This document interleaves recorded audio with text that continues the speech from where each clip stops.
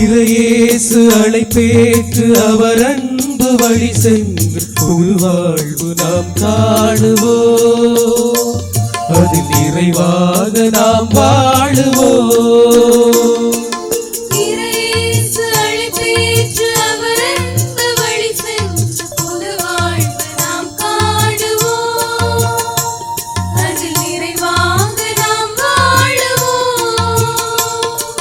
நிறைவாழ்விது புது வாழ்விது, நிறைவாழ்விது புது வாழ்விது, நற்செய்தி வழியாக சமநீதி நெறியாக,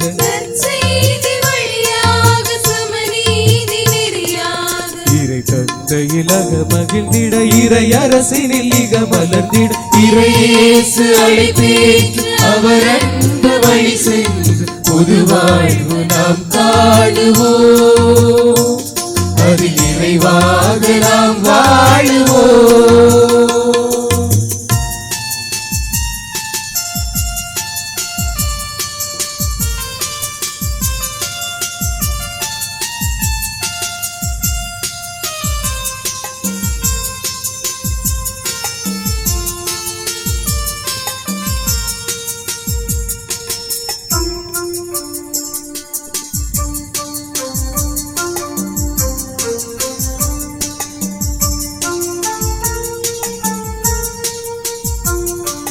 பரலோக தந்தாய் புகழ் பாடுவோம்.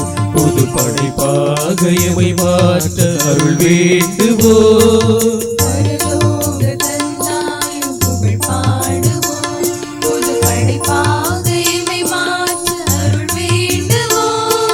வரலாறு புதிதாக உருவாக்குவோம். அதில் வறியோரின் வருங்காலம் வளமாக்குவோம்.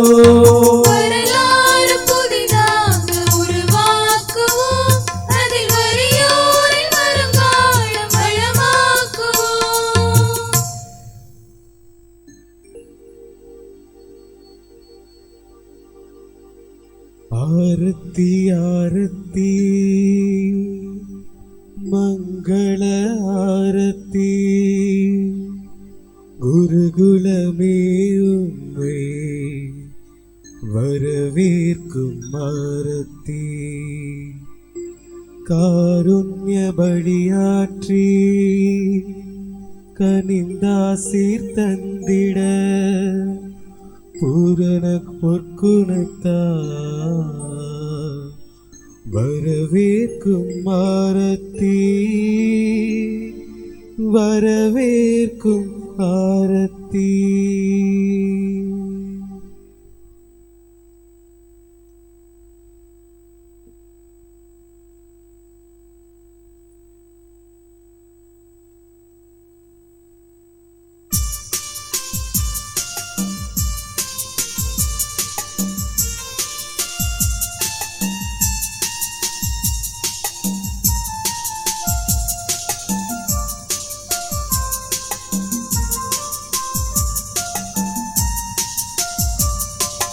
பரலோக தந்தாய் புகழ் பாடுவோம்.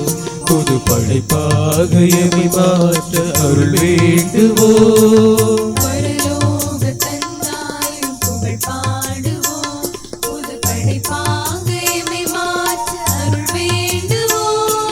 வரலாறு புதிதாக உருவாக்குவோம்.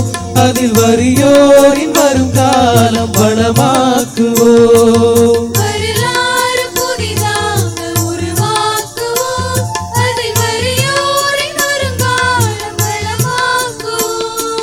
விடுதலையின் தீபங்களா விளிம்புகளே மையங்களா, விடுதலையின் தீபங்களா விளிம்புகளே மையங்களா, இனி விளங்கிட இன்று பிறந்திட புது விடியலும் இன்று புலர்ந்திட.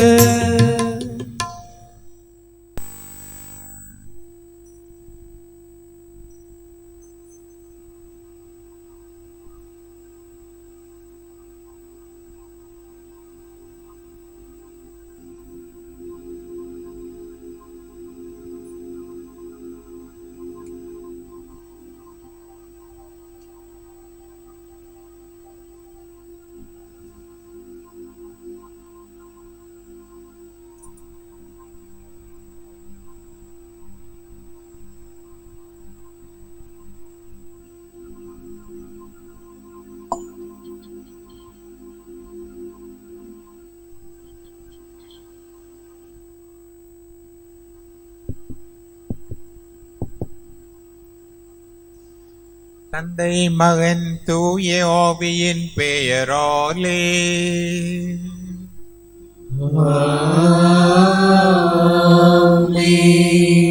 நம் தந்தையாகிய கடவுளிடமிருந்தும் ஆண்டவராகிய இயேசு கிறிஸ்துவிடமிருந்தும் அருளும் அமைதியும் உங்களோடு இருப்பதாக.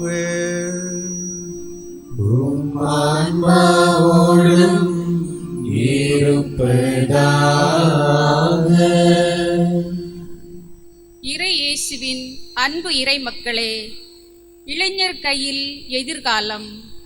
நாளைய உலகம் உங்கள் கையில். நாளைய தலைவர்கள் நீங்கள்தான் எதிர்கால நட்சத்திரங்கள். ஆம், எதிர்கால லட்சியத்தை அடைய இளைஞர்கள் இப்பொழுதே முடிவு செய்ய வேண்டும் என்று மறைந்த நம் ஆயர் லியோன் தர்மராஜ் நமது மறை மாவட்ட இளைஞர்களுக்கு கொடுத்த அறிவுரையை இன்றைய 7ஆம் நாள் திருப்பலில் சிந்தனையாக எடுத்திருக்கின்றோம். இன்றைய திருவிழா திருப்பலியை தலைமையேற்று நமக்காக ஜெபிக்க வந்திருக்கின்ற நம் மண்ணின் மைந்தர் அருள் தந்தை மைக்கேல் ராஜ் அவர்களையும் மற்றும் அருளுரை வழங்க வந்திருக்கும் குளித்துறை மறை மாவட்டம் முளகுமூடு மறை வட்டார முதன்மை குரு அருள்பணி சகாயதாஸ் அவர்களையும் அன்பு மக்களாகிய உங்கள் அனைவரையும் இன்றைய நாளை சிறப்பிக்கும் கோல்பின் இயக்கம், சாந்திதான் பெண்கள் இயக்கம், தூய மிக்கேல் அதிதூதர் இளையோர் இயக்கம், சிறார் இயக்கம், இளங்கிறிஸ்தவ மாணாக்கர் இயக்கம், பெண்கள் இயக்கம், கிறிஸ்தவ வாழ்வு சமூகம், வின்சென்ட் தேல் சபை சார்பாக இப்பலியில் ஜெபிக்க அழைக்கின்றோம். எதிர்காலம் இளைஞர்களால் வளம் பெறும் என்ற நம்பிக்கையோடு காத்திருக்கின்றார்கள் உலக மக்கள். குடும்ப அளவை நோக்கினால் குடும்பத்தை காப்பாற்ற வேண்டிய பொறுப்பு இளையோர் கையில். சகோதரிகளை கரை சேர்க்கும் பொறுப்பு இளையோர் கையில். குடும்ப கடன்களை தீர்க்க வேண்டிய தார்மீக கடமை இளைஞர் கையில்தான். இவற்றில் பல இளைஞர்களுக்கு எதிர்காலத்தில் மகிழ்ச்சி அளிப்பதாக இருக்கின்றது. சில புகழின் உச்சங்களுக்கு இட்டு செல்கின்றது. இவ்வாறு நாட்டிற்காகவும் வீட்டிற்காகவும் பங்கிற்காகவும் செய்ய வேண்டிய தார்மீக பொறுப்பு இளையோர் கையிலேதான். எனவே காத்திருக்கும் எதிர்காலத்தை ஒளிமயமாகவும் பொன் விளைவதாகவும் மகிழ்ச்சி நிறைவதாகவும் ஆக்க முயற்சி எடுக்க ஒவ்வொரு இளைஞரும் நடைபயல வேண்டும். இளைஞனே, உன் மனதை கீறி விதை போடு, மரமாகும். அவமானம், படுதோல்வி எல்லாமே உரமாகும் என்றார் கவிஞர் பா. விஜய். இன்றைய நாள் நமக்கு விடுக்கும் அழைப்பு இதுவே. அதற்காக அருளினை கேட்டு இன்றைய விழாவினை சிறப்பிக்கும் அமைப்போடு இணைந்து தொடரும் இத்திருப்பலியில் நாம் அனைவரும் இறை பக்தியுடன் பங்கு கொள்வோம். கிறிஸ்து இயேசுவில் அன்புமிக்கவர்களே, நமது பங்கு என்ற குடும்ப விழாவின் 7ஆம் நாளை இன்று நாம் சிறப்பிக்கின்றோம். இந்த நல்ல நாளிலே உங்களோடு இந்த திருப்பலியை இந்த ஆலயத்தில் சிறப்பிப்பதில் பெருமகிழ்ச்சி அடைகின்றோம்.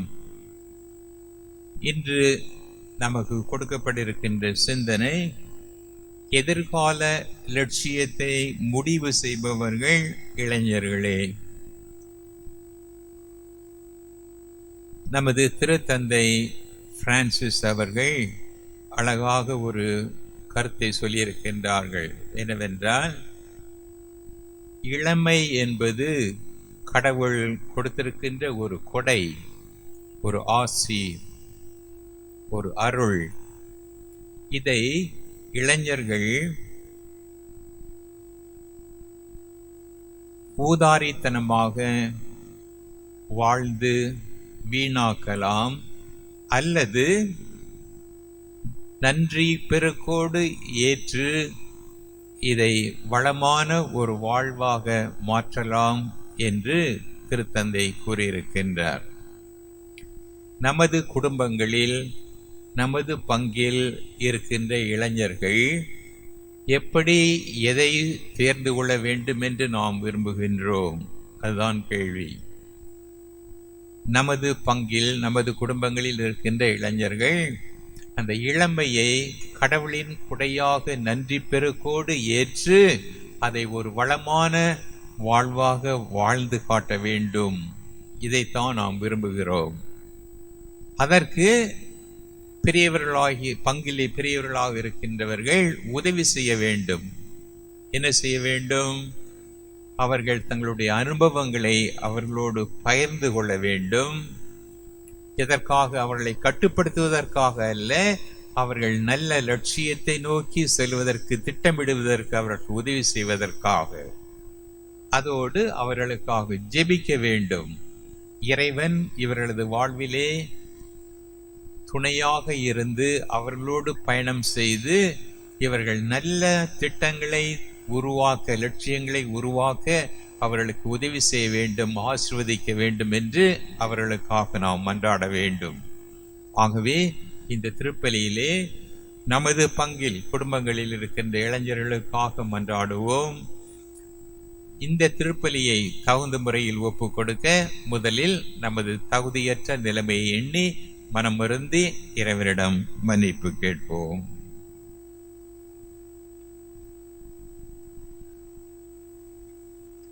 எல்லாம் வல்ல இறைவனிடமும் சகோதர சகோதரிகளே உங்களிடமும் நான் பாவி என்று ஏற்றுக்கொள்கிறேன். ஏனெனில் என் சிந்தனையாலும் சொல்லாலும் செயலாலும் கடமையில் தவறினாலும் பாவங்கள் பல செய்தேன். என் பாவமே, என் பாவமே, பெரும் பாவமே. ஆகியால் பலியான பரிசுத்த மரியாளை, வானதூதர் புனிதர் அனைவரையும், சகோதர சகோதரிகளே உங்களையும் நம் இறைவனாகிய ஆண்டவரிடம் எனக்காக வேண்டிக் கொள்ள மன்றாடுகிறேன். எல்லாம் வல்ல இறைவன் நம் மீது இரக்கம் வைத்து நம் பாவங்களை மன்னித்து நம்மை நிலை வாழ்வுக்கு அழைத்து செல்வாராக. ஆமென்.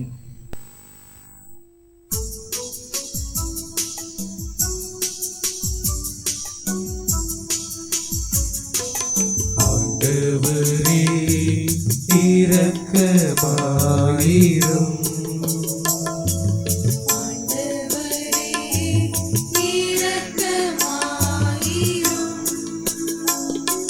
கிறிஸ்துவே இரக்கமாயிரும்.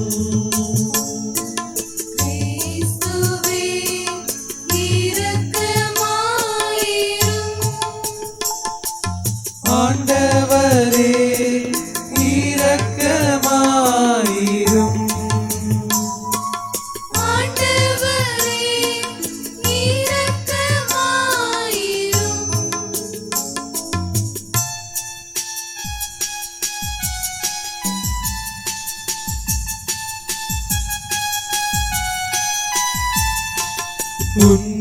உன்னதங்களிலே கடவுளுக்கு மாட்சி உண்டாகுக.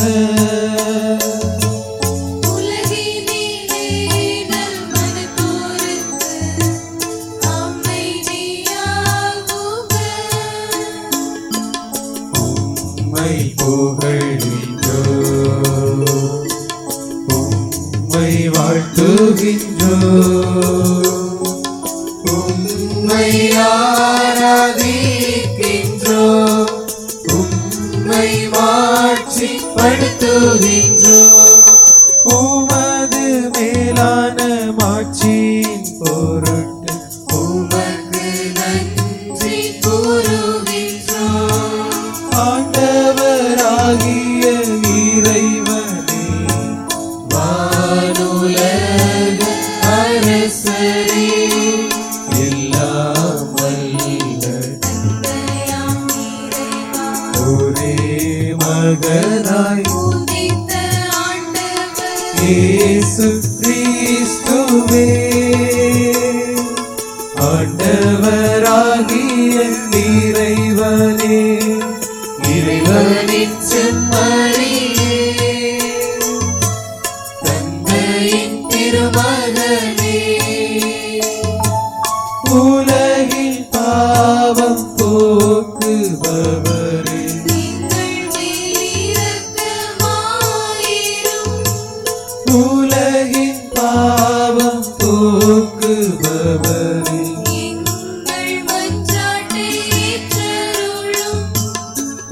தந்தையின் வலப்பக்கம் வீற்றிருப்பவரே, எங்கள் மேல் இரக்கமாயிரும்.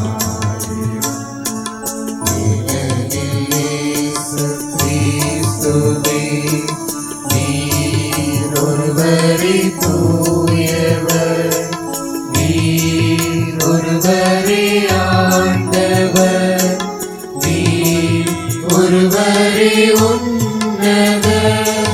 தூய ஆவியாரோடு தந்தையாம் இறைவனின் மாட்சியில் இருப்பவர் நீரே.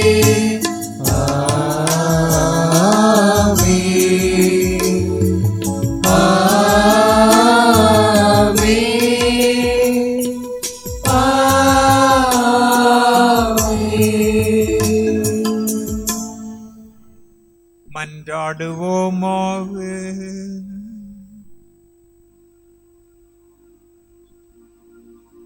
இறைவா, மனிதர் அனைவரின் மீட்புக்காக ஒரே திருமகன் சிலுவையை ஏற்க திருவுளமானே.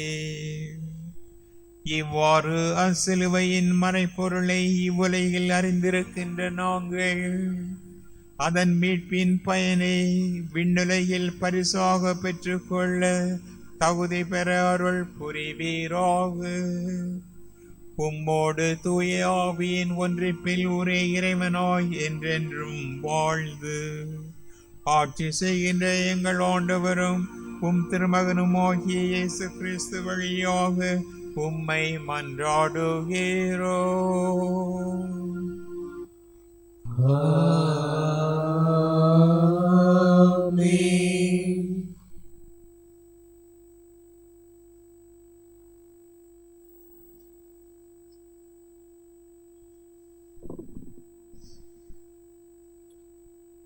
இன்றைய முதல் வாசகம் சபையுரையாளர் நூலிலிருந்து எடுக்கப்பட்டுள்ளது. இதில் ஞானிகளின் சிந்தனை இடம்பெற்றுள்ளது. மேலும் இளையோருக்கான அறிவுரையும் கூறப்பட்டுள்ளது.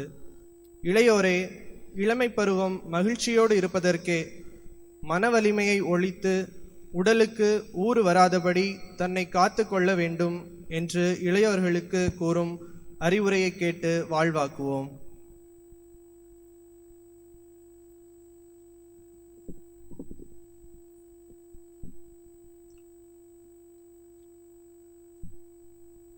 சபை உரையாளர் நூலிலிருந்து வாசகம். அதிகாரம் 11, இறை வார்த்தைகள் 1 முதல் 10 முடிய. இளையோருக்கு அறிவுரை.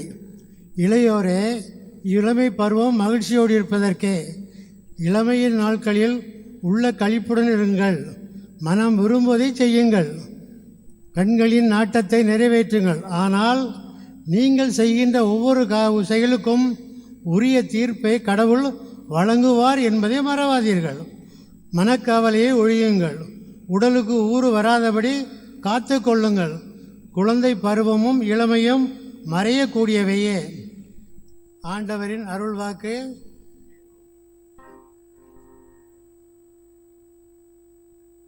பாடல் எண் 19 பக்கம் எண் 14. பாடல் எண் 19 பக்கம் எண் 14.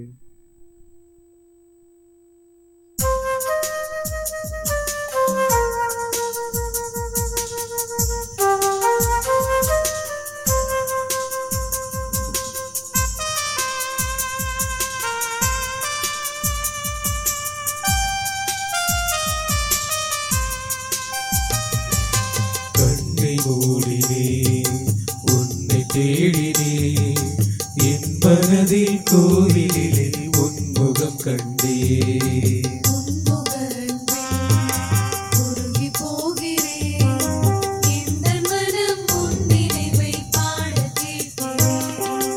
உன்னை கண்ட பின் என்ன வேண்டுவே, என்ன வேண்டுவே இயேசு தெய்வமே.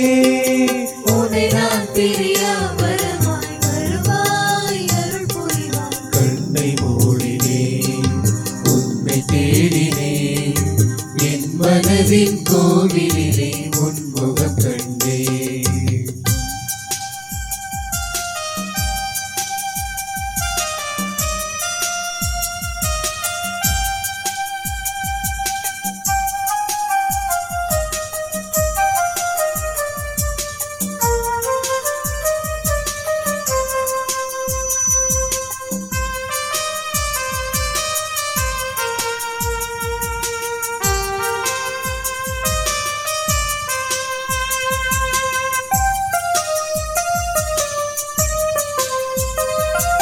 என்னை நீயும் அன்பு செய்யும் அளவை தேடினே. உந்தன் அன்பு முடிவில்லாது நீண்டு போவதே.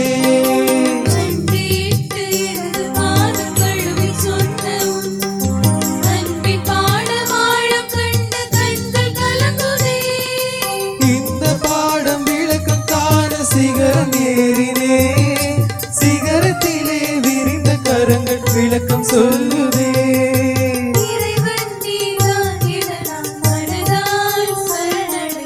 கண்ணை மூடினே, உன்னை தேடினே, என் மனதின் கோவிலிலே உன்முகம் கண்டே.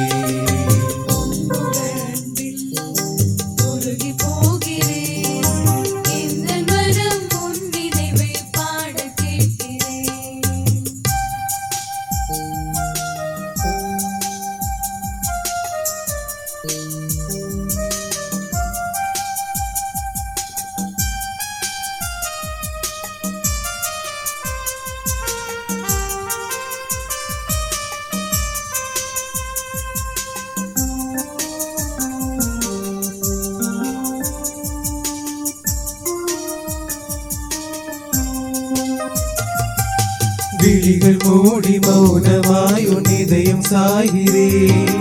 துடிக்கும் உனது இதய ஒளி தூங்கி போகிறேன்.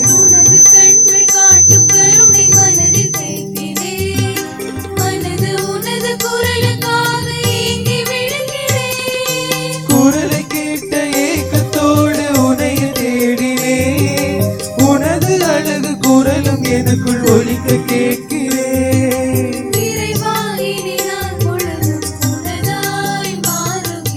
கண்ணை மூடினே, உன்னை தேடினே, என் மனதின் கோவிலிலே உன்முகம் கண்டே.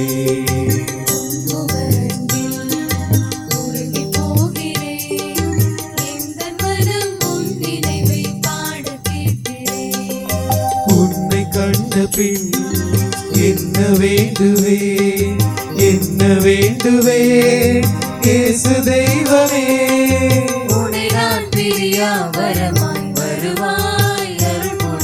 கண்ணை மூடினே, உன்னை தேடினே, என் மனதின் கோவிலிலே உன்முகம் கண்டே. உன்முக அன்பில் உருகி போகிறேன். இந்த மனம் உன் நினைவை பாட கேட்கிறேன்.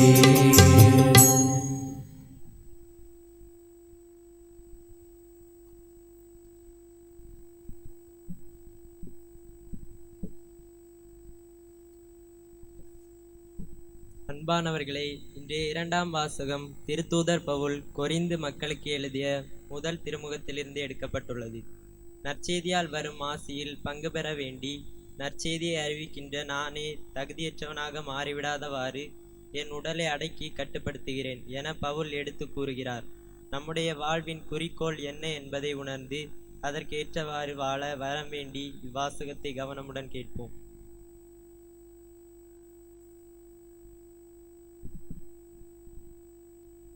திருத்துதர் பவுல் கொரிந்தியருக்கு எழுதிய முதல் திருமுகத்திலிருந்து வாசகம். அதிகாரம் 9, இறை வார்த்தைகள் 23 முதல் 27 முடிக. நற்செய்தியால் வரும் ஆசியில் பங்கு பெற வேண்டி நற்செய்திக்காக எல்லாவற்றையும் செய்கிறேன். பந்தய திரளில் ஓட வந்திருப்போர் பலர், ஓடினாலும் பரிசு பெறுபவர் ஒருவரே. இது உங்களுக்கு தெரியாதாம்? எனவே பரிசு பெறுவதற்காகவே நீங்களும் ஓடுங்கள். பந்தயத்தில் போட்டியிடுவர் யாவரும் அழிவுறு வெற்றி வாகை சூடுவதற்காக தன்னடக்க பயிற்சிகளில் ஈடுபடுவர். நாமோ அழிவற்ற வெற்றி வாகை சூடுவதற்காக இப்படி செய்கிறோம். நான் குறிக்கோள் இன்றி ஓடுபவரை போல ஓடமாட்டேன். காற்றை குத்துபவரை போல குத்துச்சண்டை இடமாட்டேன். பிறருக்கு நற்செய்தியை அறிவிக்கிற நானே தகுதியற்றவனாக மாறிவிடாதவாறு என் உடலை அடக்கி கட்டுப்படுத்துகிறேன். ஆண்டவரின் அருள்வாக்கு.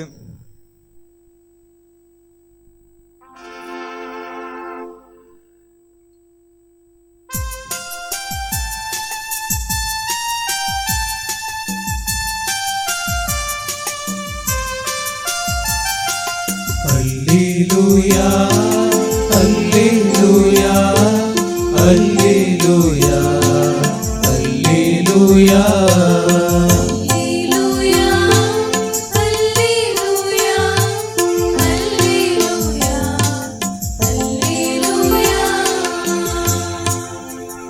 ஆண்டவரே, உமது பேரன்பை எங்களுக்கு காட்டியருளும்,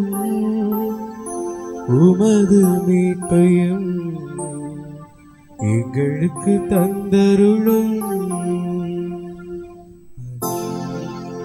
அல்லேலூயா அல்லேலூயா அல்லேலூயா அல்லேலூயா.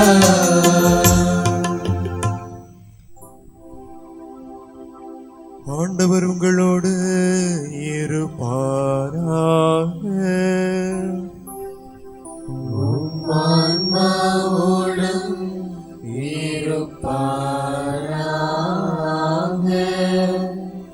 லூக்கா எழுதிய தூய நற்செய்தியிலிருந்து வாசகம். ஆண்டவரே மாட்சி உமக்கே.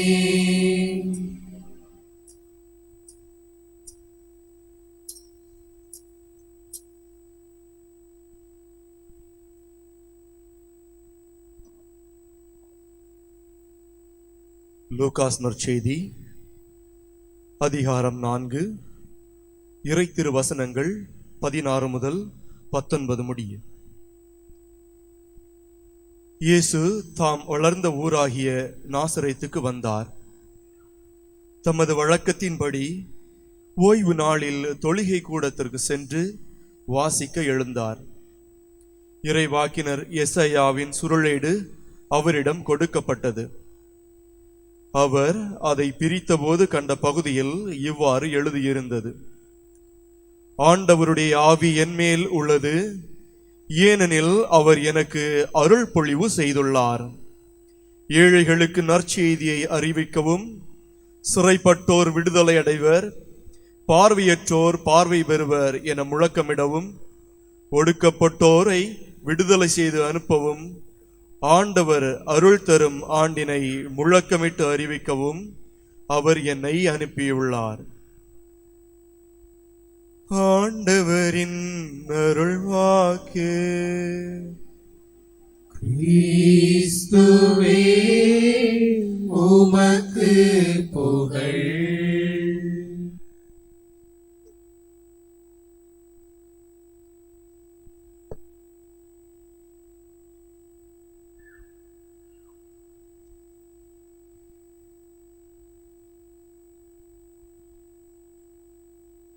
ஆண்டவர் இயேசுவில் அன்பிற்கினிய சகோதர சகோதரிகளே, மகிழ்ச்சியோடு பங்கு குடும்ப விழாவினை சிறப்பித்துக் கொண்டிருக்கக்கூடிய உங்கள் ஒவ்வொருவருக்கும் உங்களை அன்போடும் கரிசனையோடும் தந்தைக்குரிய பாசத்தோடும் வழிநடத்தக்கூடிய அன்பு தந்தை நண்பர் பெனிட்டோ அவர்களுக்கும் மகிழ்ச்சியான திருவிழா நல்வாழ்த்துக்களை உரித்தாக்கிக் கொள்ளுகின்றேன். இறைவன் விரும்பும் இளையோராக நம்முடைய பங்கு திரு அவையின் இளையோரும் நம்முடைய சமூகத்தில் உள்ள இளையோரும் மாறட்டும். நல்ல திட்டங்களை, எதிர்காலத்திற்கான நல்ல திட்டங்களை வகுத்து செயல்படுவதற்கு ஆண்டவர் நிறைந்த ஞானத்தையும் நல்ல வழிகாட்டுதலையும் நம்முடைய இளையோர்களுக்கு அருளட்டும் என்று வாழ்த்துக்களை சொல்வதோடு நம்முடைய இளையோருக்காக சிறப்பாக இந்த பலியிலே நாங்கள் இணைந்து வேண்டுகின்றோம். ஒரு 3 தினங்களுக்கு முன்னால் இளைஞன் ஒருவன் என்னை சந்திப்பதற்காக வந்திருந்தார். ஒய்சிஎஸ் அமைப்பிலே மாணவனாக அவன் எனக்கு அறிமுகம். 9ஆம் வகுப்பு படிக்கக்கூடிய நேரத்திலே துருதுருவென்று இருக்கக்கூடிய ஒரு அருமையான மாணவன், நல்ல திறமைசாலி, நன்றாக பேசுவான். படிப்பு அவ்வளவு பிரமாதம் இல்லை என்றாலும் மற்ற திறமைகளை எல்லாம் அவன் நிறைவாகவே கொண்டிருந்தார். அந்த ஒய்சிஎஸ் அமைப்போடு அவனுக்கு நெருக்கமான தொடர்பு உண்டு. 9ஆம் வகுப்பிலேயே மறைவட்டத்தினுடைய இணை செயலரானான். 11ஆம் வகுப்பிலே மறைவட்ட செயலராக மாறி அதன் பிறகு தொடர்ந்து மறை மாவட்டத்தினருடைய செயலராக மாறினான். 12ஆம் வகுப்பு நிறைவடைந்த பிறகு அவனுக்கு சமூகத்தை பற்றி படிப்பதிலே ஆர்வம் இருக்கின்றது என்று சொல்லி சென்னையில் இருக்கக்கூடிய லோயோலா கல்லூரியிலே வரலாறு பாடம் எடுத்து படித்தான். பொதுவாக பொறியியல் படிப்பு அல்லது மருத்துவ படிப்பு ஏனைய பிற படிப்புகளை தேர்வு செய்வதுதான் அன்றைக்கு இருந்த காலத்தினுடைய ஒரு வழக்கமாக இருந்தது, மாணவர்களுடைய ஒரு இலக்காக இருந்தது. ஆனால் இவன் நேர்மாறாக வரலாறு பாடத்தை எடுத்து படிக்கின்றான். அப்படியே பிஏ முடித்து எம்ஏ முடித்து எம்ஃபில் முடித்து தன்னுடைய முனைவர் பட்டத்திற்கான அந்த படிப்பையும் தொடர்கின்றான். அங்கே கல்லூரியிலே ஒரு பாடம் எடுப்பதற்கான ஒரு வாய்ப்பு அவனுக்கு கிடைக்கிறது. மிகச்சிறப்பாக அவன் அந்த பாடத்தை மாணவர்களுக்கு சொல்லிக் கொடுக்கின்றான். அவனை திறனாய்வு செய்த மாணவர்கள் மிக திறமையானவர் என்று சான்றுரைக்கின்றார்கள்.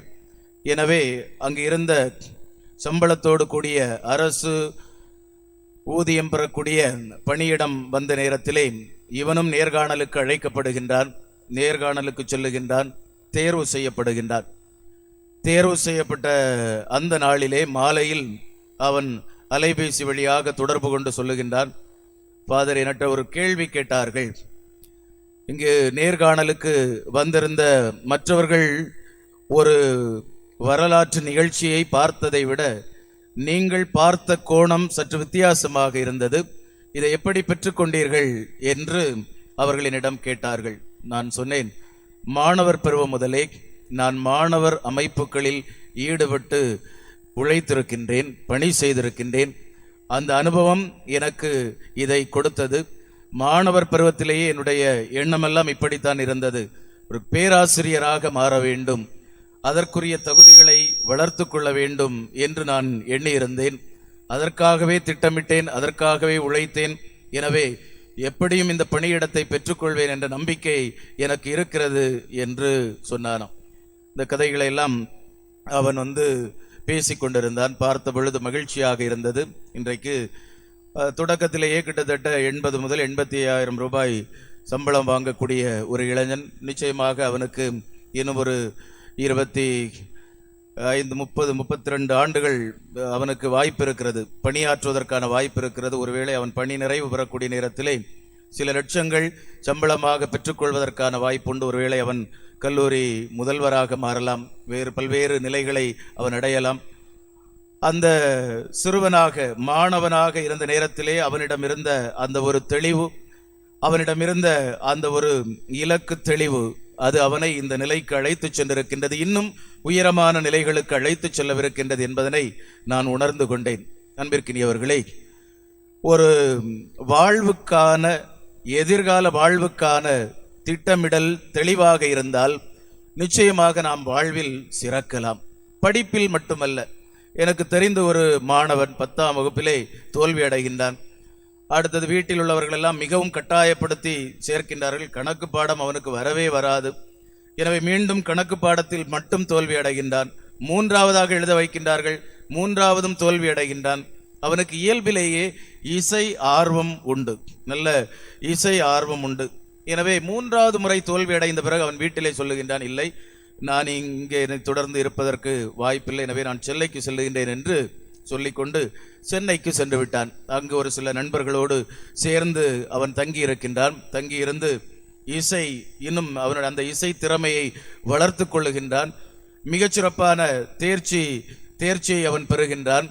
நல்ல இசையமைப்பாளர்களுடைய நிகழ்ச்சிகள் எல்லாம் அந்த இசைக்கருவியை வாசிக்கக்கூடிய அந்த அளவிற்கு திறமையை அவன் வளர்த்து கொள்ளுகின்றான். இசை பள்ளியை தொடங்குகின்றான். அவன் படிப்பிலே மிக மிக மோசமானவன். ஆனால் அவன் ஒரு இசைப்பள்ளியை தொடங்கி அந்த இசைப்பள்ளியை இன்றைக்கு நல்ல முறையிலே நடத்தி வருவது. ஒரு மாதம் கிட்டத்தட்ட 2 முதல் 2.5 லட்சம் ரூபாய் சம்பாதிக்கின்றான். அவனுடைய வாழ்வில் நடந்த ஒரு சின்ன திருப்பு முனை. அவனை வீட்டார் அனைவரும் கட்டாயப்படுத்துகின்றார்கள். நீ படிக்கவில்லை என்று சொன்னால் உனக்கு எதிர்காலமே கிடையாது, இந்த சமூகத்திலே உனக்கு மதிப்பே கிடையாது என்றெல்லாம் சொல்லி அவனை கட்டாயப்படுத்திய நேரத்தில் ஒரு கட்டத்திலே அவன் அந்த வீட்டை விட்டு வெளியேறி இன்னொரு இடத்திற்கு செல்லுகின்றான். அவனுடைய மனம் எதிலே நாட்டம் கொண்டிருந்ததோ, எதிலே ஆர்வம் கொண்டிருந்ததோ அதிலே அவனை வளர்த்து கொள்ளுகின்றான். வாழ்வு இன்றைக்கு சீராக சென்று கொண்டிருக்கின்றது. ஒரு நல்ல குடும்பம், அருமையான மனைவி, பிள்ளைகள் என்று அவருடைய வாழ்வு சீராக சென்று கொண்டிருக்கின்றது. வாழ்வுக்கான திட்டம் அவனுக்கு இருந்தது. தன்னுடைய எதிர்காலம் இப்படி இருக்க வேண்டும் என்று அவன் வடிவமைத்திருந்தான். இப்படி என்னுடைய எதிர்காலத்தை அமைத்துக் கொள்வேன் என்று அவன் திட்டம் வகுத்திருந்தான். தன்னுடைய வாழ்வுக்கான திட்டத்தை சரியாக வகுத்து கொண்டவர்கள் வாழ்க்கையிலே வெற்றி பெறுகின்றார்கள். எதிர்கால திட்டம் என்று சொல்லக்கூடிய நேரத்திலே நம்முடைய திருத்தந்தை பிரான்சிஸ் அவர்கள் சொல்லுகின்றார்கள், இளையோர்களை சமூகத்தினுடைய எதிர்காலம் என்று சொல்லி கொஞ்சம் தள்ளி வைக்காதீர்கள். அவர்களே இன்றைய நிகழ்காலம், நிகழ்காலமும் அவர்கள்தான். எனவே எதிர்காலத்தில் ஒரு திட்டத்தை வடிவமைத்து இந்த நிகழ்காலத்தை அதற்காக பயன்படுத்தி கொள்ளாதவர்கள், இந்த நிகழ்காலத்தை அதற்காக தயாரிக்காதவர்கள் நிச்சயமாக என்ன செய்ய முடியாது? எதிர்கால திட்டத்தை அடைய முடியாது. 500 மதிப்பெண் பெற வேண்டும் என்று சொல்லுகின்றார்கள் பிள்ளைகள். 10ஆம் வகுப்பிலே 12ஆம் வகுப்பிலே 500க்கு 500 மதிப்பெண் எடுப்பதுதான் என்னுடைய இலக்கு என்று சொல்லுகின்றார்கள். நல்லது. அந்த இலக்கை அடைய வேண்டும் என்று சொன்னால் அதற்காக உழைக்க வேண்டும் அல்லவா? அதற்காக படிக்க வேண்டும் அல்லவா? அதற்காக தியாகங்கள் செய்ய வேண்டும் அல்லவா? தன்னுடைய விருப்பங்களை, தொலைக்காட்சி, அலைபேசி போன்ற காரியங்களை எல்லாம் தியாகம் செய்ய வேண்டும் அல்லவா? இவற்றையெல்லாம் தியாகம் செய்யாமல், உழைக்காமல், அர்ப்பணத்தை வெளிப்படுத்தாமல் 500க்கு 500 மதிப்பெண் எடுப்பதுதான் என்னுடைய கனவு என்றிருந்தால் வெற்றி பெற முடியுமா? சாதிக்க முடியுமா? நிச்சயமாக முடியாது. எனவே எதிர்காலத்திற்கென்று ஒரு திட்டம் இருக்கின்றது என்று சொன்னால் அந்த திட்டத்தை நோக்கி நிகழ்காலத்தை இழுத்துச் செல்ல வேண்டும். இன்றைக்கு நம்மிடம் கொடுக்கப்பட்டிருக்கக்கூடிய இந்த நாளை அந்த திட்டத்தை நோக்கி அழைத்து செல்ல வேண்டும். அப்படி அழைத்து சென்றால் இந்த நிகழ்காலம் உங்களை எங்கே அழைத்து செல்லும்? எதிர்கால திட்டத்திற்கு அழைத்து செல்லும். வாழ்வுக்கான, எனவே நமக்கான திட்டங்கள், நம்முடைய வாழ்வுக்கான எதிர்கால திட்டங்களை வகுத்துக் கொள்வதற்கு நாம் அழைக்கப்படுகின்றோம். விவிலியத்திலே மோசே என்று சொல்லக்கூடிய மாமனிதரை பார்க்கிற ஒரு மிகப்பெரிய தலைவர், மிகச்சிறப்பான தலைமை பண்புகளுக்கு சொந்தக்காரர். அவருக்கு முதலிலே அரண்மனையில் வாழக்கூடிய ஒரு வாய்ப்பு வழங்கப்படுகின்றது. அரண்மனையில் வாழுகின்றார். அந்த அரண்மனை வாசத்தில் அவர் தன்னுடைய கனவுகளை இழந்துவிடக்கூடாது, தன்னுடைய இன மக்களை மறந்துவிடக்கூடாது என்பதற்காக அவனுடைய தாய், சகோதரி அந்த வளர்ப்பு தாயாக சென்று அவரை பராமரிக்கின்றார்கள், பக்குவப்படுத்துகின்றார்கள். நீ அரண்மனையில் இருக்க வேண்டியவன் இல்லை, உன்னுடைய மக்கள் எல்லாம் வெளியில் இருக்கின்றார்கள் என்ற சிந்தனையை சிறு வயதிலேயே அவனுக்கு ஊட்டி வளர்க்கின்றார்கள். அவன் வளர்ந்து இளைஞனாகின்றான், வெளியே செல்லுகின்றான். தன்னுடைய இனத்தான் ஒருவனை, எகிப்தியன் ஒருவன் அடிப்பதை பார்க்கக்கூடிய நேரத்திலே அவனை அடித்து கொலை செய்து மணலிலே புதைத்து விடுகின்றான் என்று நாம் பார்க்கின்றோம். என்னுடைய மனதிலே ஒரு தெளிவு, என்னுடைய மக்களுக்காக நான் பணியாற்றுவேன், என்னுடைய மக்களுடைய விடுதலைக்காக நான் பணியாற்றுவேன், இந்த மக்கள் துன்பப்படுவதை ஒரு நாளும் என்னால் சகிக்க முடியாது என்று சொல்லி அவன் என்ன செய்கின்றான்? அந்த எகிப்தியனை தாக்குகின்றான் என்று பார்க்கின்றோம். மோசே நினைத்திருந்தால், தன்னுடைய எதிர்காலத்தை மட்டும் அவன் நினைத்தவனாக இருந்திருந்தால் அரண்மனையிலே சுகபோகமாக வாழ்ந்திருக்க முடியும். தன்னுடைய வாழ்நாள் முழுவதையும் அரண்மனையிலே அவன் செலவழித்திருக்க முடியும். ஏன், ஒருவேளை அந்த நாட்டினுடைய இளவரசராக கூட முடிசூட்டி இருக்க முடியும். ஆனால் தனக்கான திட்டத்தை மட்டும் மோசே வகுத்துக் கொள்ளவில்லை. தன்னுடைய மக்களுக்கான, சமூகத்திற்கான எதிர்கால திட்டத்தையும் அவன் வகுத்து வைத்திருக்கின்றான். இந்த திட்டத்திலே ஒரு சின்ன குறுக்கீடு வருகின்றது. இந்த நேரத்தில் அவன் தப்பி ஓடுகின்றான். ஆண்டவர் அவரை அழைத்து மீண்டும் அவரை எங்கிருந்து தப்பி ஓடினானோ அங்கே அழைத்து வருகின்றார். எந்த மக்களுடைய விடுதலைக்காக உழைக்க வேண்டும் என்று அவன் ஆர்வம் கொண்டிருந்தானோ, திட்டம் வகுத்திருந்தானோ, அதே இடத்திற்கு மீண்டும் அவரை அழைத்து கொண்டு நிறுத்துகின்றார். இந்த மக்களுக்கு நீ பணிவிடை செய்ய வேண்டும் என்று சொல்லுகின்றார். விடுதலை நாட்டிற்கு இந்த மக்களை அழைத்து செல் என்ற அந்த கடமையினை மீண்டும் அவருக்கு கொடுத்து அவரோடு இருந்து அவரை வழி நடத்துகின்றார் என்று பார்க்கின்றோம். இவன் எனக்கு தேவை என்று ஆண்டவர் மோசேயை தேர்வு செய்கின்றார். காரணம், அந்த மோசேயிடம் விளங்கிய அந்த எதிர்காலத்திற்கான இலக்கு, மக்களுக்கான இலக்கு, தான் சார்ந்த சமூகத்து மக்களை வளப்படுத்துவதற்கான, விடுதலை பெறச் செய்வதற்கான இலக்கு தெளிவு. அந்த தெளிவை ஆண்டவர் பார்க்கின்றார், விரும்புகின்றார். அவரை தன்னுடைய கருவியாக மாற்றி மக்களுடைய விடுதலைக்காக பயன்படுத்துகின்றார் என்று பார்க்கின்றோம். புதிய ஏற்பாட்டிலே பவுல் அடிகளாரை பார்க்கின்றோம். பவுல் அடிகளாருக்கென்று ஒரு இலக்கு இருந்தது, தெளிவான ஒரு இலக்கு. எது? அவர் சார்ந்திருந்த யூத சமயத்திற்கு எதிராக இந்த சமய தத்துவங்களுக்கு எதிராக யார் யாரெல்லாம் செயல்படுகின்றார்களோ அவர்களை வெட்டி வீழ்த்த வேண்டும், அவர்களை கொலை செய்ய வேண்டும். தன்னுடைய இனத்தினுடைய யூத இனத்தினுடைய மேன்மையை, இந்த யூத சமயத்தினுடைய மேன்மையை உலகறிய செய்ய வேண்டும். இதுதான் அவருடைய இலக்காக இருந்தது. அந்த இலக்கிற்காக அவர் உழைக்கின்றார். அப்படிப்பட்ட அமைப்புகளோடு அவர் இணைந்து செயல்படுகின்றார் என்பதை பார்க்கின்றோம். ஆண்டவருக்கு இந்த சவுல் என்ற இளைஞனுடைய இந்த வேகம் பிடித்திருந்தது. இந்த அவனிடம் இருந்த அந்த இலக்கு பிடித்திருந்தது. இப்படிப்பட்ட ஒரு இளைஞன் ஒருவேளை நற்செய்தி பணி ஆற்றுவதற்கு கிடைத்தான் என்று சொன்னால் எப்படி இருக்கும்? இந்த வரலாற்றிலே இந்த புதிய நெறியை, கிறிஸ்தவம் என்று சொல்லக்கூடிய இந்த புதிய நெறியை மக்களிடம் எடுத்துச் செல்வதற்கான ஒரு கருவியாக இவன் மட்டும் என்னுடைய கையில் கிடைத்தால் எப்படி இருக்கும் என்று நினைத்த ஆண்டவர் அந்த சவுலடிகளாருடைய வாழ்விலை குறுக்கிடுகின்றார். அவன் வகுத்து வைத்திருந்த எதிர்கால திட்டத்தை மாற்றுகின்றார், மாற்றுவதற்கு உதவி செய்கின்றார். சமூகத்திற்காக, மக்களுக்கான திட்டங்களை அவர் வகுத்து கொடுக்கின்றார். எளிய மக்களுக்கான, பிற இனத்து மக்களுக்கான அப்போஸ்தலராக அவர் மாறுவதற்கான அந்த படிப்பினைகளை அந்த சவுல் என்ற இளைஞனுக்கு அவர் சொல்லிக் கொடுக்கின்றார். சவுல் பவுலாக மாறுகின்றார். அவருடைய கனவுகளை எல்லாம் அவர் அடைகின்றார். எங்கெல்லாம் செல்ல வேண்டும் என்று அவர் விரும்பினாரோ அந்த இடங்களுக்கெல்லாம் செல்லுகின்றார். எந்த கிறிஸ்துவை பின்பற்றக்கூடியவர்களை துன்புறுத்தினாரோ அந்த மக்களை, அந்த துன்புறுத்திய மக்களுக்கு காவலனாக இவர் மாறுகின்றார். அந்த மக்களுக்கு துணையாளராக மாறுகின்றார். அந்த மக்களை ஆற்றல் படுத்தக்கூடியவராக மாறுகின்றார் என்று நாம் பார்க்கின்றோம். அன்பிற்கினியவர்களே, தனக்கென்று ஒரு திட்டத்தை வகுத்து வைத்திருந்தார். அந்த திட்டத்தை ஆண்டவர் குறுக்கிட்டு மாற்றுவதற்கு அறிவுறுத்திய பொழுது மாற்றிக்கொள்ளுகின்றார். மக்களுக்காக தன்னுடைய வாழ்வின் எதிர்காலத்தை அவர் அர்ப்பணிக்கின்றார் என்று நாம் பார்க்கின்றோம். இப்படி வரலாறு முழுவதுமே மாமனிதர்கள் தங்களுக்கான திட்டங்களை, தங்களுக்கான எதிர்கால திட்டங்களையும் கடந்து சமூகத்திற்காக, மக்களுக்கான எதிர்கால திட்டங்களை வகுத்து செயல்பட்டவர்களாக இருந்திருக்கின்றார்கள் என்று நாம் பார்க்கின்றோம். விவிலியத்திலும் சரி, சமூகத்திலும் சரி.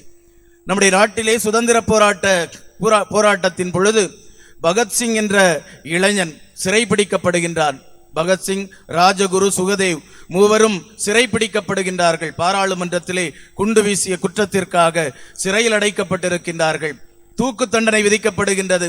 எனவே இந்த தூக்கு தண்டனை நிறைவேற்றப்படுவதற்கு முந்தைய நாள் இரவு அவருடைய நண்பர்கள் அந்த சிறையில் இருந்த தோழர்கள் வழியாக ஒரு குறிப்பை எழுதி அனுப்புகின்றார்கள். நாங்கள் சிறைச்சாலை சுவர்களை உடைத்து உங்களை காப்பாற்றட்டுமா, உங்களுடைய விருப்பம் என்ன என்று கேட்கின்றார்கள். பகத்சிங் நீண்ட யோசனைக்கு பிறகு அவர்களுக்கு பதில் எழுதுகின்றார். இல்லை, நான் உயிர் தப்பி வாழ்வதற்கு விரும்பவில்லை. தாய் நாட்டினுடைய விடுதலைக்காக என்னுடைய உயிரை கொடுக்கவே விரும்புகிறேன்.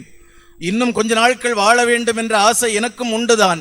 ஆனால் அதை எல்லாம் விட என்னுடைய நாடு விடுதலை பெற வேண்டும், இந்த நாட்டிற்காக நான் உயிரை தியாகம் செய்யக்கூடிய நேரத்திலே பகத்சிங்கை போன்று நாங்களும் வர வேண்டும் என்று ஆயிரக்கணக்கிலே, லட்சக்கணக்கிலே இந்த நாட்டினுடைய இளைஞர்கள் திரண்டெழுவார்கள், வெகுண்டெழுவார்கள் என்று சொல்லி, எனவே நாட்டிற்காக உயிரை கொடுக்கவே விரும்புகின்றேன் என்று இந்த பகத்சிங் கடிதம் எழுதி அனுப்புகின்றார்.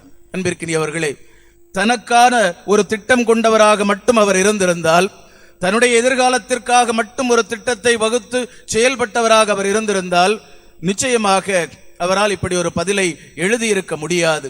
நாட்டை நேசித்தவர், மண்ணை நேசித்தவர், மக்களை நேசித்தவர். எனவே அவர் இப்படி ஒரு பதிலை எழுதுகின்றார். மக்களுக்காக, நாட்டிற்காக, நாட்டு விடுதலைக்காக என்னுடைய உயிரை கொடுக்கின்றேன் என்று அருமையாக சொல்லுகின்றார். அமெரிக்க விடுதலை போரிலே, அமெரிக்காவில் கருப்பர்களுக்கான விடுதலை போராட்டத்தில் முக்கியமான ஒரு இளைஞராக இருந்தவர் மால்கம் எக்ஸ் என்று சொல்லக்கூடிய ஒரு இளைஞர். தீவிரமாக செயல்படக்கூடியவர், அனல் பறக்கும் அந்த பேச்சு திறனை கொண்டவர், மக்களை தன்னுடைய பேச்சற்றலால் கட்டி இழுக்கக்கூடிய ஒரு அருமையான திறமை கொண்டவர். அந்த இளைஞன் அவனும் தன்னுடைய வாழ்வை இதற்காகவே அர்ப்பணிக்கின்றான், மக்களுடைய விடுதலைக்காக, கருப்பின மக்களுடைய விடுதலை. அதுதான் என்னுடைய இலக்கு, அதுதான் என்னுடைய எதிர்காலத்திற்கான திட்டம். நான் எப்படி இருப்பேன் என்பதை காட்டிலும் என்னுடைய நாட்டில் இருக்கக்கூடிய இந்த கருப்பின மக்கள் எப்படி இருக்க வேண்டும், 25 ஆண்டுகள் 50 ஆண்டுகள் கழித்து இவர்கள் எந்த நிலையில் இருக்க வேண்டும் என்று திட்டத்தை வகுத்து செயல்படுகின்றார். அப்படி அந்த மக்களுடைய விடுதலை வரலாற்றிலே மிக முக்கியமான பங்களிப்பு நல்கியவராக மாறிப்போகின்றார் என்று பார்க்கின்றோம். அன்பிற்கினியவர்களே, நம்முடைய வாழ்விற்கு நாம் கடந்து வரும், நம்முடைய இளையோருடைய வாழ்வுக்கு நாம் கடந்து வருவோம். நம்முடைய இளைஞர்கள் முதலாவதாக தன்னுடைய எதிர்காலத்திற்கான தெளிவான ஒரு திட்டம் கொண்டவர்களாக இருப்பதற்கு அழைக்கப்படுகின்றார்கள். திருத்தந்தை பிரான்சிஸ் சொல்லுகின்றார், இளைஞர்கள் இந்த உலகத்திலே எப்படி இருக்க வேண்டும் என்றால், இந்த ஆற்றினுடைய ஓட்டத்தில் அடித்து செல்லப்படக்கூடியவர்களாக இருக்கக்கூடாது. இந்த உலக போக்கிலே அப்படியே அடித்து செல்லப்படக்கூடியவர்களாக இருக்கக்கூடாது. எதிர்நீச்சல் போடக்கூடிய இளைஞர்கள் நமக்கு வேண்டும் என்று சொல்லுகின்றார். இந்த சமூகத்தினுடைய போக்கிலே அல்லது பெரும்பான்மை மக்கள் இப்படி நினைக்கின்றார்கள் அல்லது இப்படி எண்ணுகின்றார்கள் என்று சொல்லி செயல்படக்கூடிய சூழ்நிலைகளிலே அந்த பெரும்பான்மை தத்துவத்திலேயே அப்படியே அடித்து செல்லப்படக்கூடியவர்களாக இருக்கக்கூடாது. உண்மையானதை, நீதியானதை காணக்கூடிய நேரத்தில் ஒருவேளை அதை எதிர்நீச்சல் போட்டு சாதிக்கக்கூடியவர்களாக இருக்க வேண்டும், அதற்காக போராடக்கூடியவர்களாக இருக்க வேண்டும் என்று அறிவுறுத்துகின்றார். எனவே உலக போக்கிலே அடித்து செல்லப்படக்கூடிய இளைஞர்களாக இருந்தால் தங்களுக்காகவும் சமூகத்திற்காகவும் எதிர்கால திட்டங்களை அவர்களால் வகுக்கவே முடியாது. சாதிக்கின்றவர்களாக, மாற்றங்களை ஏற்படுத்தக்கூடியவர்களாக நம்முடைய இளைஞர்கள் இருக்க வேண்டும் என்று சொன்னால் அவர்கள் எப்படி இருக்க வேண்டும்? இந்த எதிர்நீச்சல் போடக்கூடிய தன்மை உடையவர்களாக இருக்க வேண்டும். மாற்றி காட்டுவோம் என்ற உறுதிமிக்கவர்களாக இருக்க வேண்டும். நம்முடைய நாட்டில் விவேகானந்தர் என்று சொல்லக்கூடிய துறவி, அந்த துறவியினுடைய வாழ்வில் அவர் இளையோரை பற்றி சொன்னது 10 இளைஞர்களை தாருங்கள், இந்த உலகத்தை மாற்றி காட்டுவேன் என்று. அதன் பிறகு அவர் அந்த 10 இளைஞர்களும் எப்படி இருக்க வேண்டும் என்று நிறைய கருத்துக்களை சொல்லிக் கொண்டிருப்பார். அப்படி சொல்லக்கூடிய நேரத்தில் அவர் சொல்வது, மிக முக்கியமாக சொல்வது, தெளிந்த இலக்கும் அந்த இலக்கை அடைவதற்கான உறுதியும் மிக்கவர்களாக இருக்க வேண்டும் என்று.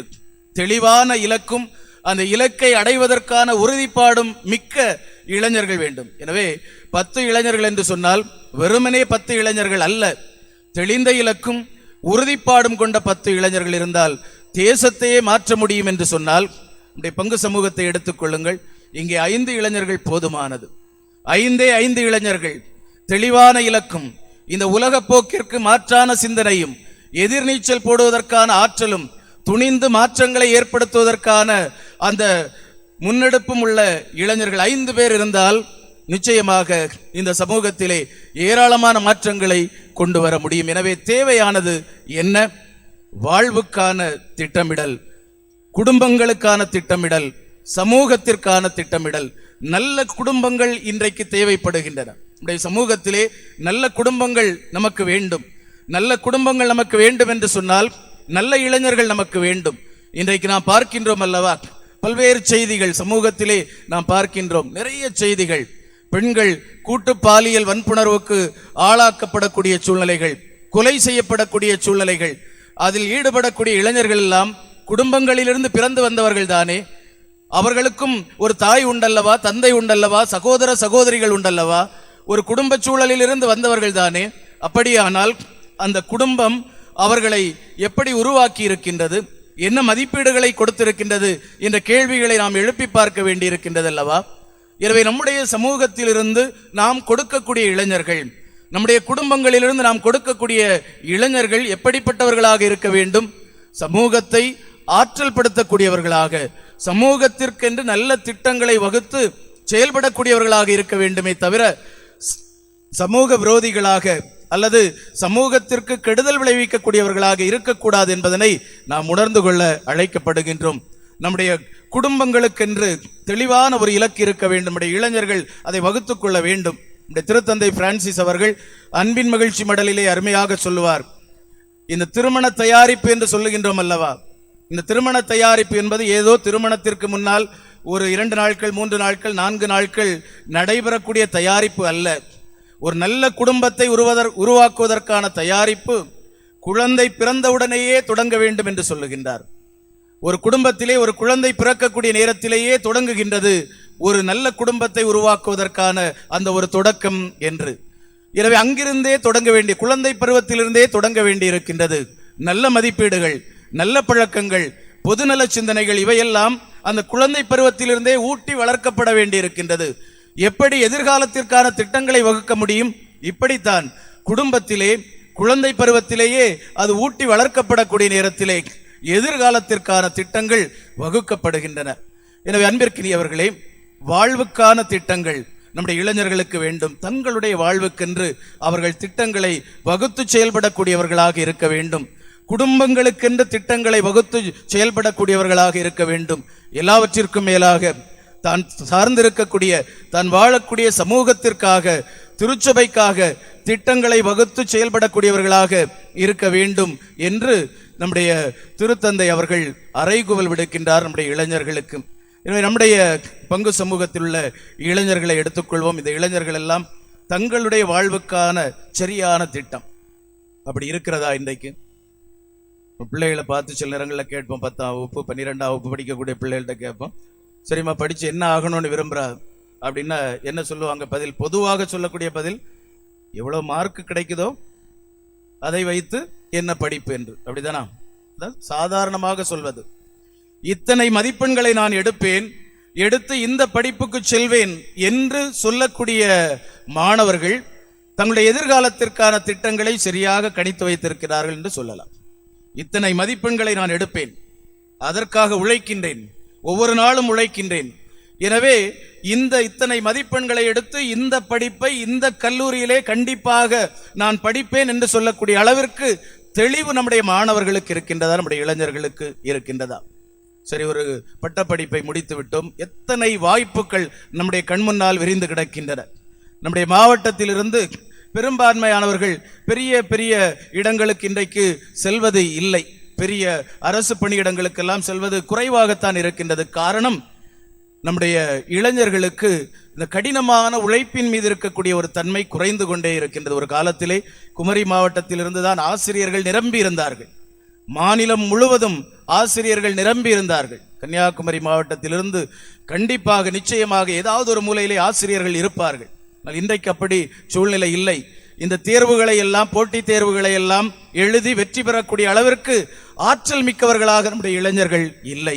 அதற்கு காரணம், தெளிவான திட்டம், வாழ்வுக்கான திட்டம் இன்னும் சரியாக வகுக்கப்படவில்லை.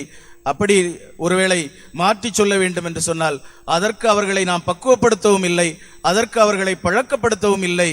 அந்த குறைபாட்டையும் நம்முடைய சமூகம் ஏற்றுக்கொள்ள வேண்டியிருக்கின்றது. எனவே இப்படிப்பட்ட ஒரு சூழ்நிலையைத்தான் நாம் பார்த்து கொண்டிருக்கின்றோம். அன்பானவர்களே, வாழ்வுக்கான திட்டங்கள் வகுப்பதற்கு சொல்லிக் கொடுப்போம். நம்முடைய இளைஞர்களுக்கு, நம்முடைய மாணவர்களுக்கு, நம்முடைய சிறுவர்களுக்கு சொல்லிக் கொடுப்போம். இப்படி ஒரு நிலையை அடைய வேண்டும். இரண்டாவதாக, என்னுடைய பங்கு சமூகம் அடுத்த 10 ஆண்டுகளிலே இப்படி இருக்கும், இந்த நிலையில் இருக்கும் என்று கனவு காணக்கூடிய இளைஞர்கள் நமக்கு வேண்டும். ஒரு 10 ஆண்டுகளில் என்னுடைய இறை சமூகம் இப்படி இருக்கும், இந்த சமூகத்திலிருந்து குறைந்தபட்சம் ஒரு 3 IAS அதிகாரிகளையாவது நாங்கள் உருவாக்கி இருப்போம். அப்படி ஒரு நிலையை நாங்கள் உருவாக்குவோம். 4 விஞ்ஞானிகளை உருவாக்கி இருப்போம், நல்ல கணித மேதைகளை உருவாக்கி இருப்போம். முனைவர் பட்டம் அந்த முடித்து அரசு கல்லூரிகளிலே அல்லது இங்க இருக்கக்கூடிய IIT போன்ற பெரிய நிறுவனங்களிலே பேராசிரியர் பணியிடங்களில் எங்களுடைய பங்கு சமூகத்திலிருந்து குறைந்தபட்சம் 5 பேரையாவது நாங்கள் அமர்த்தி இருப்போம். நல்ல விடுதலை சிந்தனைகளை கொண்ட எழுத்தாளர்களை 5 பேரை நாங்கள் உருவாக்கி இருப்போம். சமூக செயற்பாட்டாளர்களை நாங்கள் உருவாக்கி இருப்போம் என்று திட்டமிடக்கூடிய இளைஞர்கள் நமக்கு வேண்டும். இதை இளைஞர்களால் தான் செய்ய முடியும். வரலாற்றில் இத்தகைய மாற்றங்களை இளைஞர்களே செய்திருக்கின்றார்கள். எனவே அந்த கடமையும் பொறுப்பும் இளைஞர்களுக்குத்தான் இருக்கின்றது. 10 ஆண்டுகளில் 20 ஆண்டுகளில் எங்களுடைய இறை சமூகம் எப்படி இருக்க வேண்டும், நாங்கள் சார்ந்திருக்கக்கூடிய இந்த சமூகம் எப்படி இருக்க வேண்டும் என்று கனவுகளை கண்டு திட்டங்களை வகுத்து இன்றைக்கு நம்முடைய கையில் இருக்கக்கூடிய நிகழ்காலத்தை சரியாக பயன்படுத்தினோம் என்று சொன்னால் நம்முடைய வாழ்வும் நன்றாக இருக்கும், சமூகத்தினுடைய வாழ்வும் நாட்டினுடைய வாழ்வும் நன்றாக இருக்கும். எனவே அன்பிற்கினியவர்களை, நான் வாழ்ந்து கொண்டிருக்கக்கூடிய சூழ்நிலையில், நம்முடைய நாடு இருக்கக்கூடிய இன்றைக்கு இருக்கக்கூடிய சூழ்நிலையில் இந்த நாட்டிற்காக உழைப்பதற்கான தேவை இருக்கின்றது, சமூகத்திற்காக உழைப்பதற்கான தேவை இருக்கின்றது, இறை சமூகத்திற்காக உழைப்பதற்கான தேவை இருக்கின்றது, குடும்பங்களுக்காக உழைப்பதற்கான தேவை இருக்கின்றது. எனவே அந்த தலைவர்கள், எதிர்கால தலைவர்கள் எங்கே இருக்கின்றார்கள்? நம்முடைய மத்தியில் இருக்கின்றார்கள். நம்முடைய மத்தியில் இருக்கக்கூடிய இன்றைய இளைஞர்கள் தங்களுடைய நேரத்தையும் பொழுதுகளையும் வீணடித்துக் கொண்டு வெறுமனே அந்த பொழுதுபோக்குகளில் மட்டும் அக்கறை கொண்டவர்களாக இருந்தால் எப்படி எதிர்கால தலைமை இருக்கும் என்பதனை எண்ணி பாருங்கள். அடுத்த 10 ஆண்டுகளிலே இந்த பங்கு சமூகத்தை வழிநடத்த வேண்டியவர்கள் எங்கே இருக்கின்றார்கள்? அந்த கூட்டத்திலே தானே இருக்கின்றார்கள். அங்கிருந்து தானே வர வேண்டும். எனவே அவர்களை பக்குவப்படுத்துவது, அவர்களை தலைமை பண்பில் வளர்த்தெடுப்பது நம்முடைய கடமையாக இருக்கிறது, சமூகத்தினுடைய கடமையாக இருக்கின்றது. குறை சொல்லிக் கொண்டு தப்பிவிட முடியாது. இன்றைக்கு அவர்கள் அப்படி இருக்கிறார்கள், சொன்னால் கேட்க மாட்டார்கள். அப்படி சொல்லிவிட்டு ஒரு சமூகம் தன்னுடைய கடமையிலிருந்து தப்பித்து விட முடியாது. இந்த கடமையை நிறைவேற்ற வேண்டியது நம்முடைய பொறுப்பு. எனவே இதை நம்முடைய மனதிலே இருத்திக் கொள்ளும் நம்முடைய இளைஞர்கள் எதிர்காலத்திற்கான திட்டங்களை, தங்களுடைய வாழ்வுக்கான திட்டங்களை மட்டுமல்ல, குடும்பங்கள், சமூகங்கள் என்று பரந்துபட்ட விதத்திலே எதிர்கால திட்டங்களை உருவாக்கி அவற்றுக்கு செயல் வடிவம் கொடுக்கக்கூடியவர்களாக, அவற்றை நனவாக்கக்கூடியவர்களாக மாறட்டும். அதற்கு தேவையான அருளையும் ஆசிரையும் தொடர்ந்து இந்த வழிபாட்டிலே இறைவனிடம் மன்றாடி கேட்போம். நல்ல இளைஞர்கள் நல்ல தலைவர்களாக மாறுகின்றார்கள். நல்ல தலைவர்கள் நல்ல சமூகங்களை உருவாக்குகின்றார்கள். நல்ல சமூகங்கள் நல்ல மக்களை உருவாக்குகின்றார்கள் என்று சொல்லி அந்த சுழற்சி தொடர்ந்து கொண்டே இருக்கும். எனவே அப்படிப்பட்ட நல்ல இளைஞர்களை உருவாக்குவோம். அவர்கள் வழியாக நல்ல சமூகத்தை உருவாக்குவோம். இறைவனுடைய ஆசீர் அனைவரோடும் இருக்கட்டும்.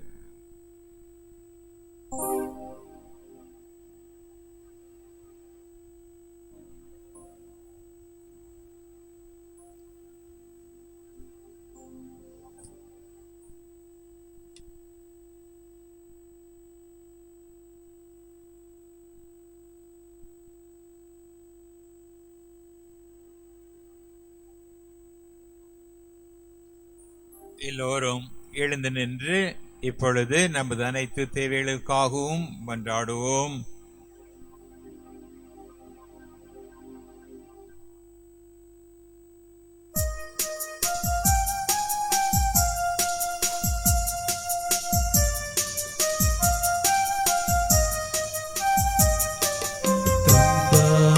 எங்கள் மன்றாட்டை தயவாய் கேட்டருளும்.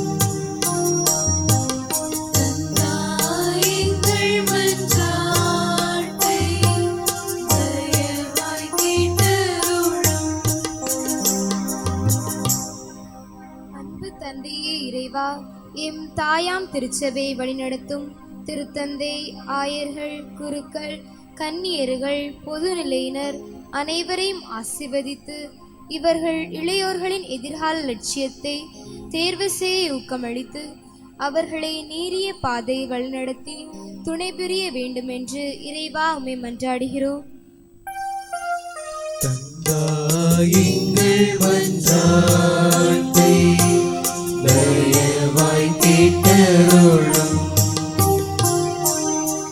பாதுகாக்கும் பரம்பொருளே எம் இறைவா, எமது ஊரில் வீடுகளில் உடல் நோயினாலும் மனக்கவலையினாலும் வேதனையாலும் இத்திருப்பலியில் கலந்து கொள்ள இயலாமல் இருக்கும் முதியோரையும் எம்மவர்களையும் ஆசிர்வதிக்கவும் அவர்கள் எளிதில் உம் கரம் பற்றி வழிநடந்திட வேண்டும் என்று இறைவா உம்மை மன்றாடுகிறோம்.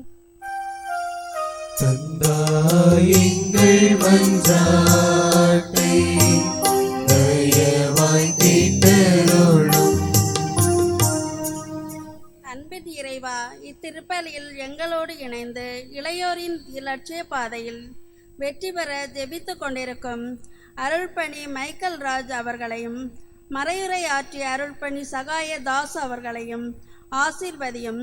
இவர்கள் செய்யும் இறைப்பணியில் நீர்தாமே உடன் இருந்து வழிநடத்த வேண்டும் என்று இறைவா உம்மை மன்றாடுகிறோம்.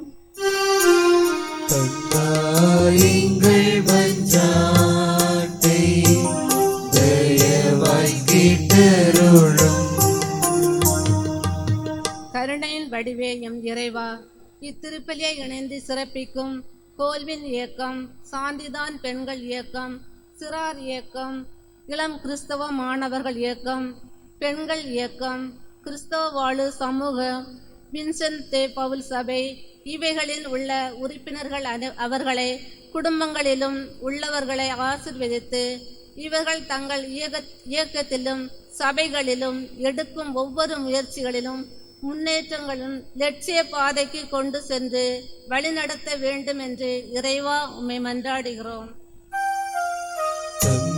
எங்கள் மன்றாட்டை தயவாய் கேட்டருளும். ஞானத்தின் உறைவிடமே எம் இறைவா, படிக்கின்ற பிள்ளைகளுக்கு நல்ல ஞானத்தை கொடுக்கவும் மதிப்பெண்களை மதிப்பீடுகளை பெற்று சாதனை கருவிகளாக்கி எதிர்கால லட்சியத்தை தேர்வு செய்து வெற்றியடைய ஆற்றலை தர வேண்டும் என்று இறைவா உம்மை மன்றாடுகின்றோம்.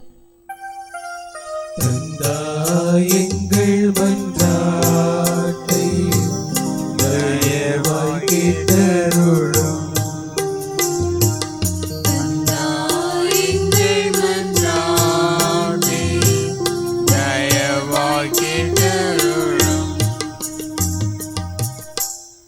நமது தனிப்பட்ட தேவைகளுக்காக ஒரு சில வினாடிகள் அமைதியாக மன்றாடுவோம்.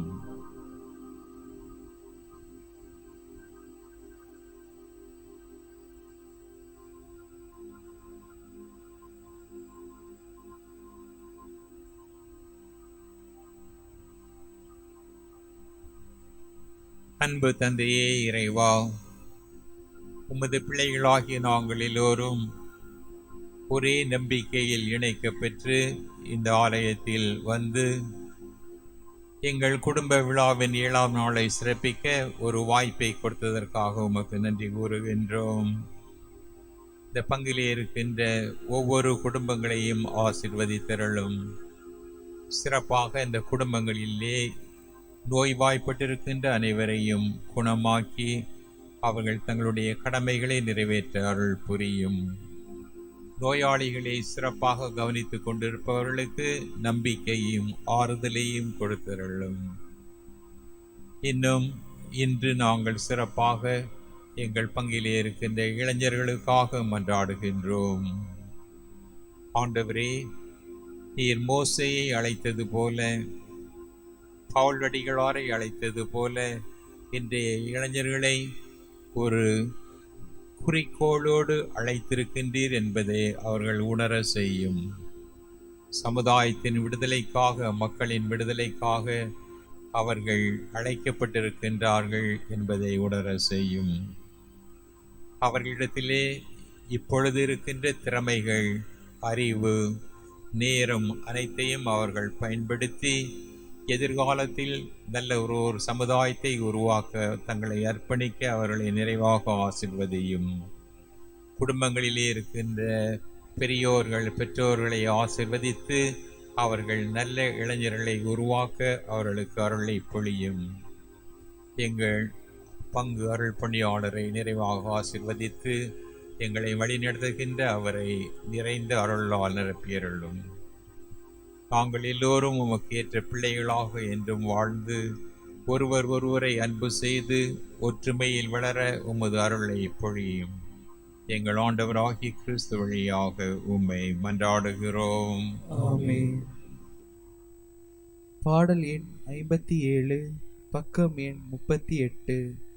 பாடல் எண் 57, பக்கம் எண் 38.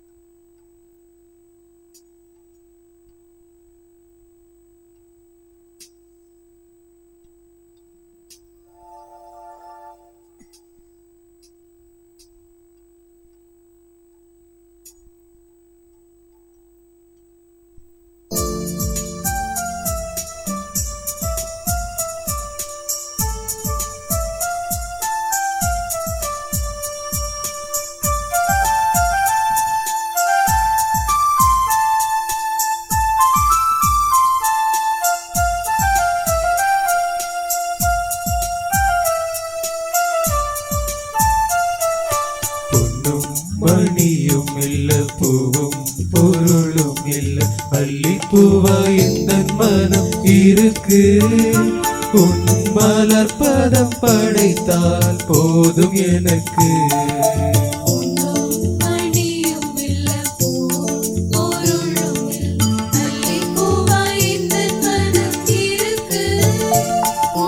மலர்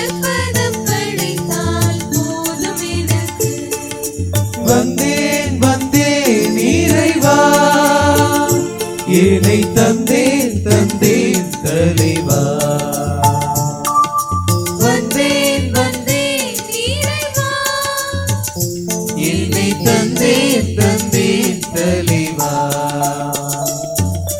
பொன்னும் மணியும் இல்ல பூவும் பொருளும் இல்ல அள்ளி பூவா எந்த மனம் இருக்கு உன் மலர் பதம் படைத்தால் போதும் எனக்கு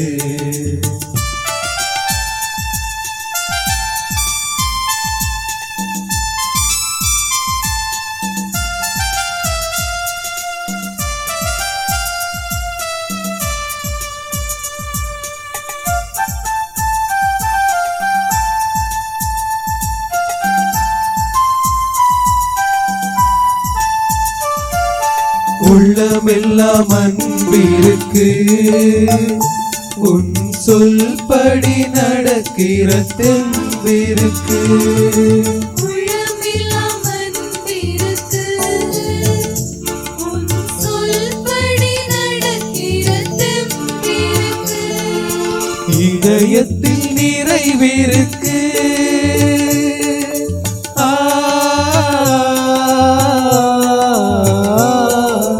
இதயத்தில் நிறைவிருக்கு இறைவா இதை விட வேறென்ன வேண்டும் எனக்கு இதை விட வேறென்ன வேண்டும் எனக்கு வந்தேன் வந்தேன் இறைவா என்னை தந்தேன் தந்தேன் தலைவா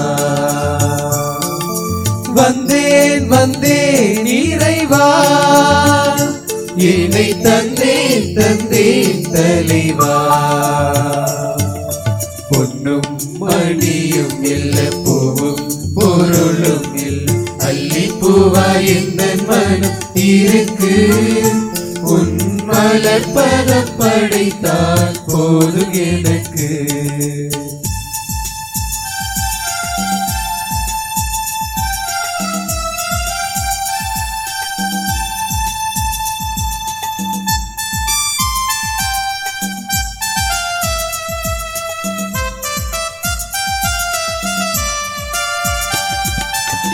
இருப்பதெல்லாம் கொடுத்தே என்னை இறையருள் நிறைந்திட வரம் கேட்பே இருப்பதெல்லாம் கொடுத்தே என்னை இறையருள் நிறைந்திட வரம் கேட்பே வாழ்ந்திடும் நாளெல்லாம்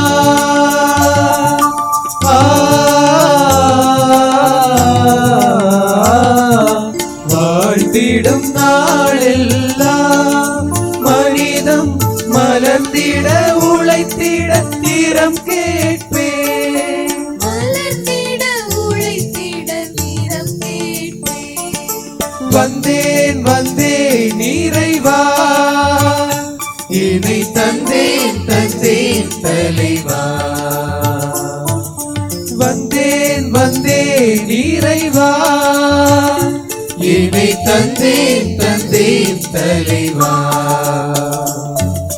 பொன்னும் மணியும் இல்ல பூவும் பொருளும் இல்ல அள்ளி பூவா எந்த மனம் இருக்கு உன் மலர் பதம் படைத்தால் போதும் எனக்கு பொன்னும் மணியும் இல்ல பூவும் பொருளும் இல்ல அள்ளி பூவா எந்த மனம் இருக்கு உன் மலர் பதம் படைத்தால் போதும் எனக்கு வந்தேன் வந்தேன் இறைவா என்னை தந்தேன் தந்தேன் தலைவா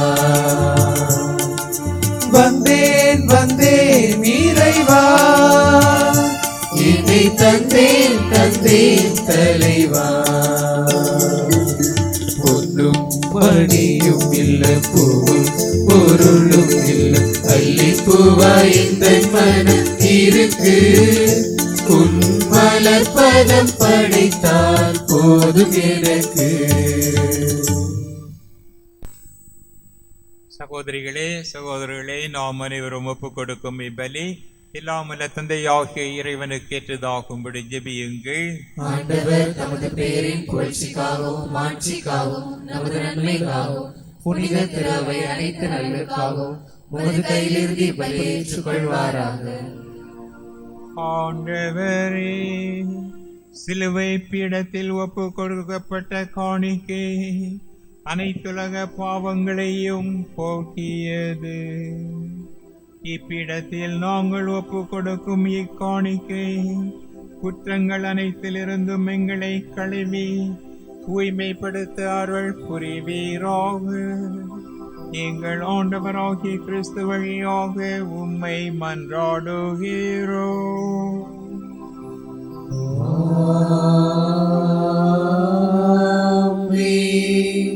ஆண்டவர் உங்களோடு இருப்பாராக. ஆன்மாவோடு இருப்பாராக. இதயங்களை மேலே எழுப்புங்கள். ஆண்டவரிடம் எழுப்பியுள்ளோம்.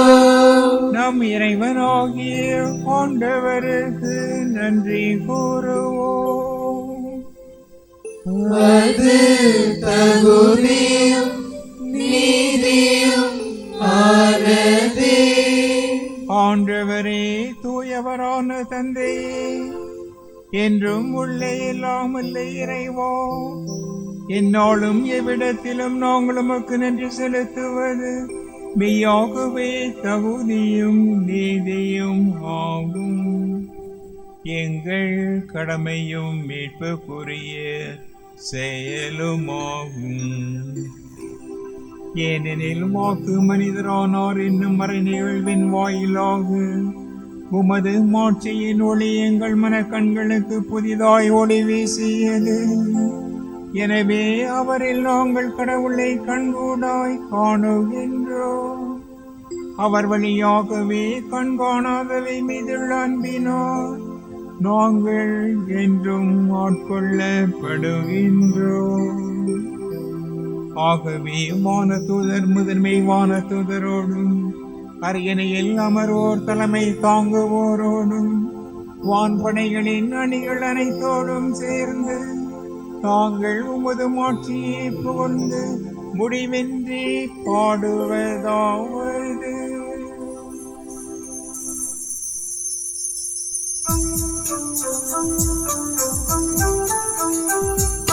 தூயவர் தூயவர் தூயவர் வான்படைகளின் கடவுளாம் ஆண்டவர். விண்ணகமும் மண்ணகமும் உமது மாட்சியால் நிறைந்துள்ளன. உன்னதங்களிலே ஓசன்னா, உன்னதங்களிலே ஓசன்னா. ஆண்டவர் பெயரால் வருகிறவர் ஆசி பெற்றவர். உன்னதங்களிலே ஓசன்னா, உன்னதங்களிலே ஓசன்னா.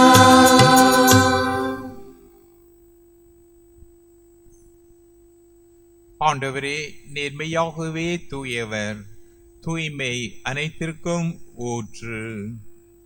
ஆகவே உம்முடைய ஆவியை பொழிந்து இக்காணிக்கைகளை தூய்மைப்படுத்த உம்மை வேண்டுகின்றோம்.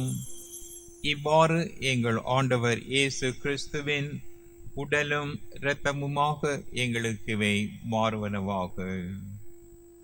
அவர் பாடுபட உள்ளம் கனிந்து தம்மை கையளித்த போது அப்பத்தை எடுத்து நன்றி செலுத்தி அதை பிட்டு தம் சீடர்களுக்கு அளித்து கூறியதாவது: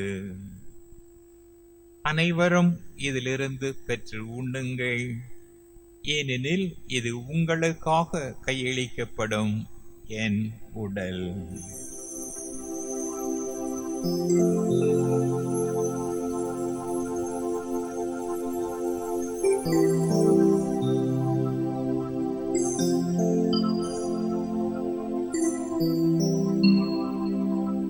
அவ்வண்ணமே இரவு விருந்தை அருந்திய பின் கிண்ணத்தையும் எடுத்து மீண்டும் உமக்கு நன்றி கூறி தம் சீடர்களுக்கு அளித்து அவர் கூறியதாவது: அனைவரும் இதிலிருந்து பெற்று பருகுங்கள், ஏனெனில் இது புதிய நிலையான உடன்படிக்கைக்குரிய என் இரத்தத்தின் கிண்ணம்.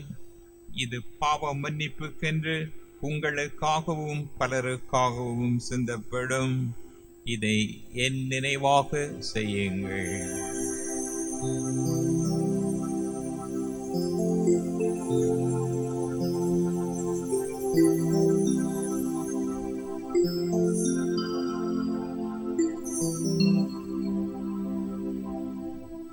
நமது நம்பிக்கையின் மறைபொருள்.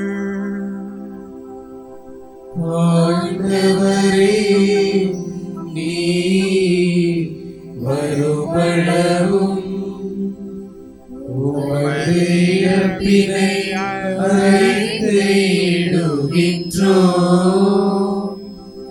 உமது உயிர்ப்பினையும் எடுத்துரைக்கின்றோம். ஆகவே ஆண்டவரே, தாங்கள் கிறிஸ்துவின் இறப்பையும் உயிர்ப்பையும் நினைவு கூர்ந்து வாழ்வு தரும் அப்பத்தையும் மீட்பளிக்கும் கிண்ணத்தையும் உமக்கு ஒப்புக் கொடுக்கின்றோம். உம் திருமுன் நின்று உமக்கு ஊழியம் புரிய தகுந்தவர்கள் என எங்களை ஏற்றுக்கொண்டீர். எனவே உமக்கு நன்றி செலுத்துகின்றோம்.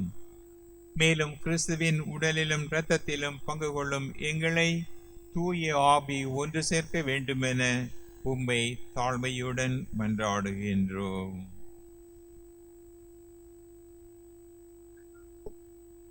ஆண்டவரே, உலகெங்கும் பரவியிருக்கும் உமது திரு அவையை நினைவு கூர்ந்தருளும்.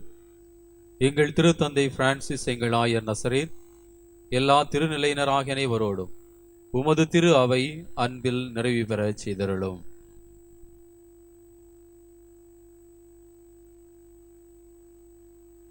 மேலும் உயிர்த்தெழும் எதிர்நோக்குடன் துயில் கொள்ளும் எங்கள் சகோதர சகோதரிகளையும் இறந்தோர் அனைவரையும் இரக்கத்துடன் நினைவு கூர்ந்து உமது திருமுக ஒளியினுடையற்றருளும்.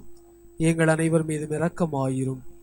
கடவுளின் கன்னி தாயான எங்கள் இடைவிடா சகாய அன்னை, அவருடைய அன்பு கணவரான புனித யோசேப்பு, புனித திருத்தூதர்கள், இவ்வுலகில் உமக்கு உகந்தவராயிருந்தோர் ஆகிய புனிதர் அனைவருடனும் நாங்கள் நிலைவாழ்வில் பங்கு கொள்ளும் தகுதி பெற்று உம் திருமகனும் எங்கள் பங்கின் பாதுகாவலருமான திருச்சிலுவை நாதர் வழியாக உமை புகழ்ந்தேத்து மரமருள உமை மன்றாடுகின்றோம்.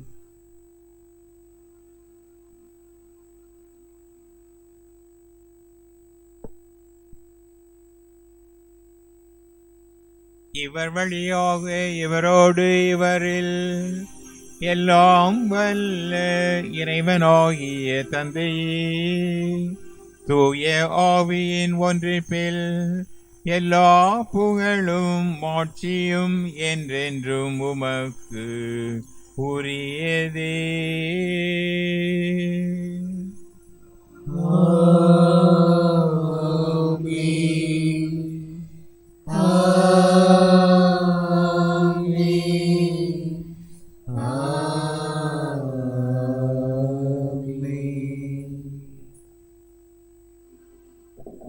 கடவுளை நம் தந்தையின் அழைக்க நமக்கு கற்பித்தார்.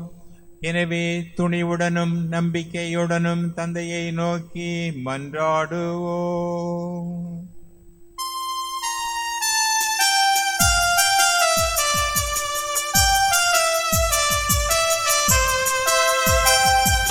விண்ணுலகில் இருக்கின்ற எங்கள் தந்தையே, உமது பெயர் தூயதென போற்ற பெறுக. உமது ஆட்சி வருக.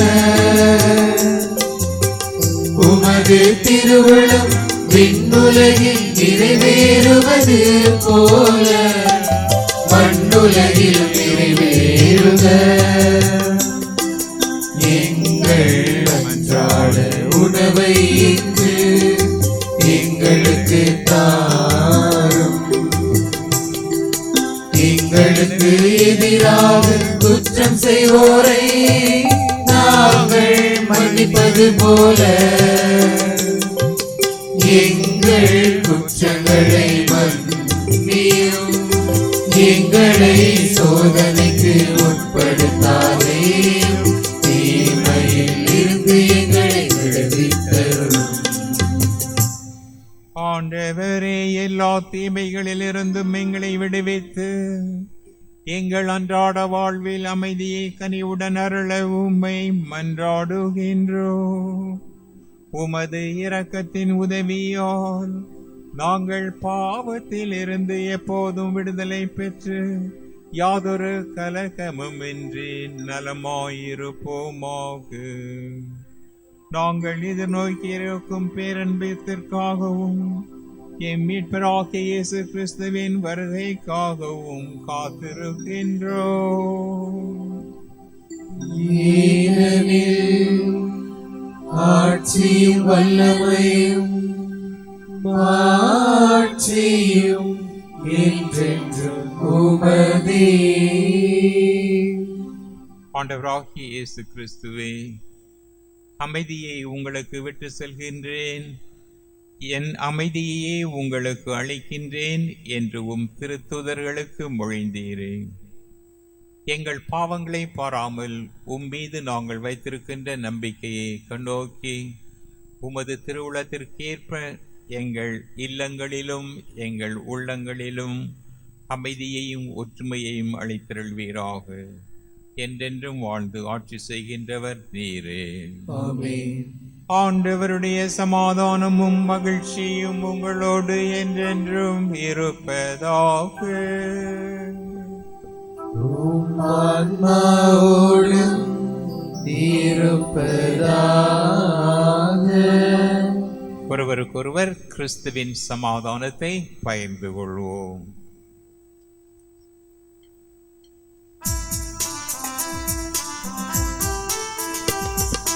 உலகின் பாவம் போக்கும் இறைவனின் செம்மறியே, எம்மேல் இரக்கம் வையும். உலகின் பாவம் போக்கும் இறைவனின் செம்மறியே, எம்மேல் இரக்கம் வையும். உலகின் பாவம் போக்கும் இறைவனின் செம்மறியே, எமக்கு அமைதியருளும்.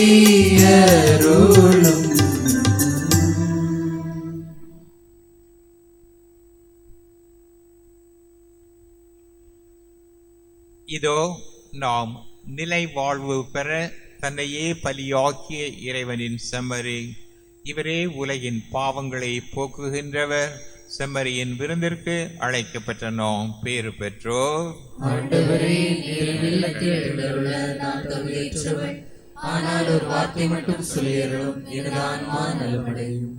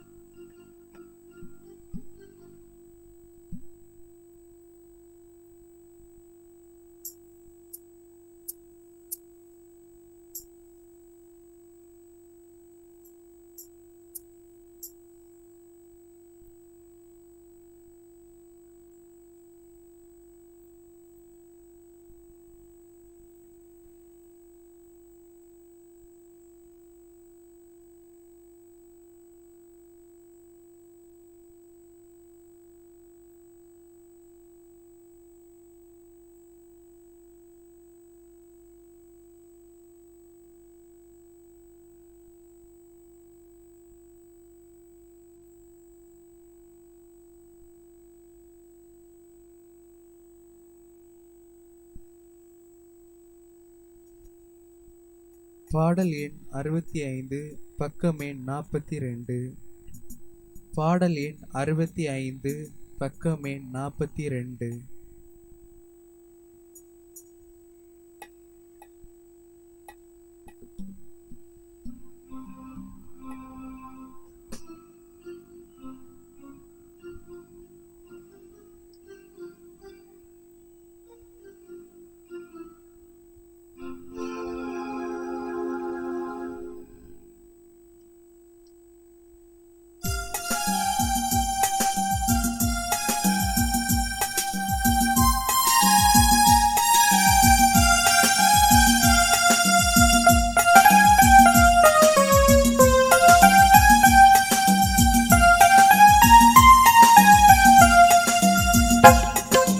உயிரே உன் புகழ் பாட வந்தேன், உறவே என் உறவே உன் அருள் தேடி வந்தேன்.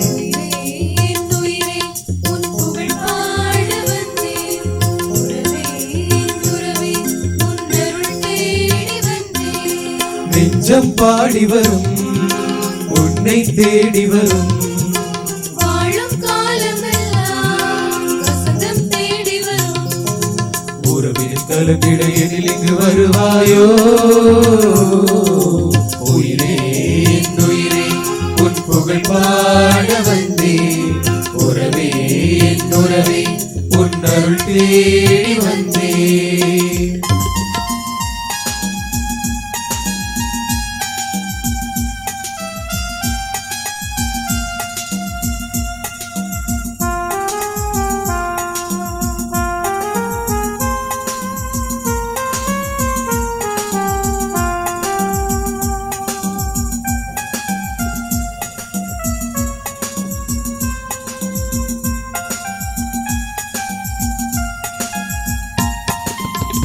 வாழ்வின் சுமையால் வாடுகிறேன், வசந்தம் தரவே தேடுகிறேன்.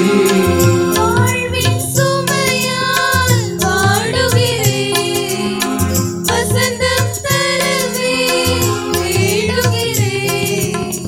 அழுதேன் நானும் அழைத்திட வருவார்,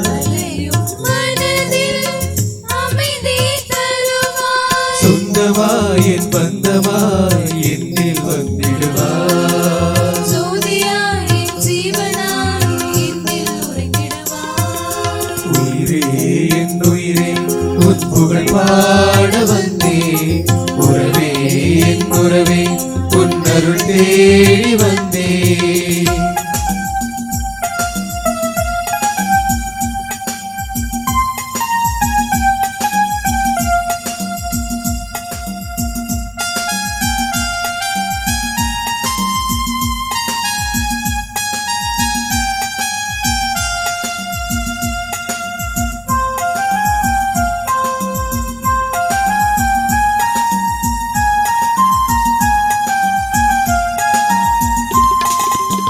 வான்மழை பார்க்கும் பூமியை போல, வைகரை நோக்கும் காவலர் போல, வான்மழை பார்க்கும் பூமி போல, வைகரை நோக்கும் காவலர் போல, உனக்காய் நாளும் காத்திருப்பேன், உன்னையே பாடி மகிழ்ந்திருப்பேன். உன்னிலே என் ஜீவனே என்றும் வாழ்ந்திடுவேன். என்னிலே என் தெய்வமே என்றும் வாழ்ந்திடுவேன். உயிரே என் உயிரே உன் புகழ் பாட வந்தேன், உறவே என் உறவே உன் அருள் தேடி வந்தேன்.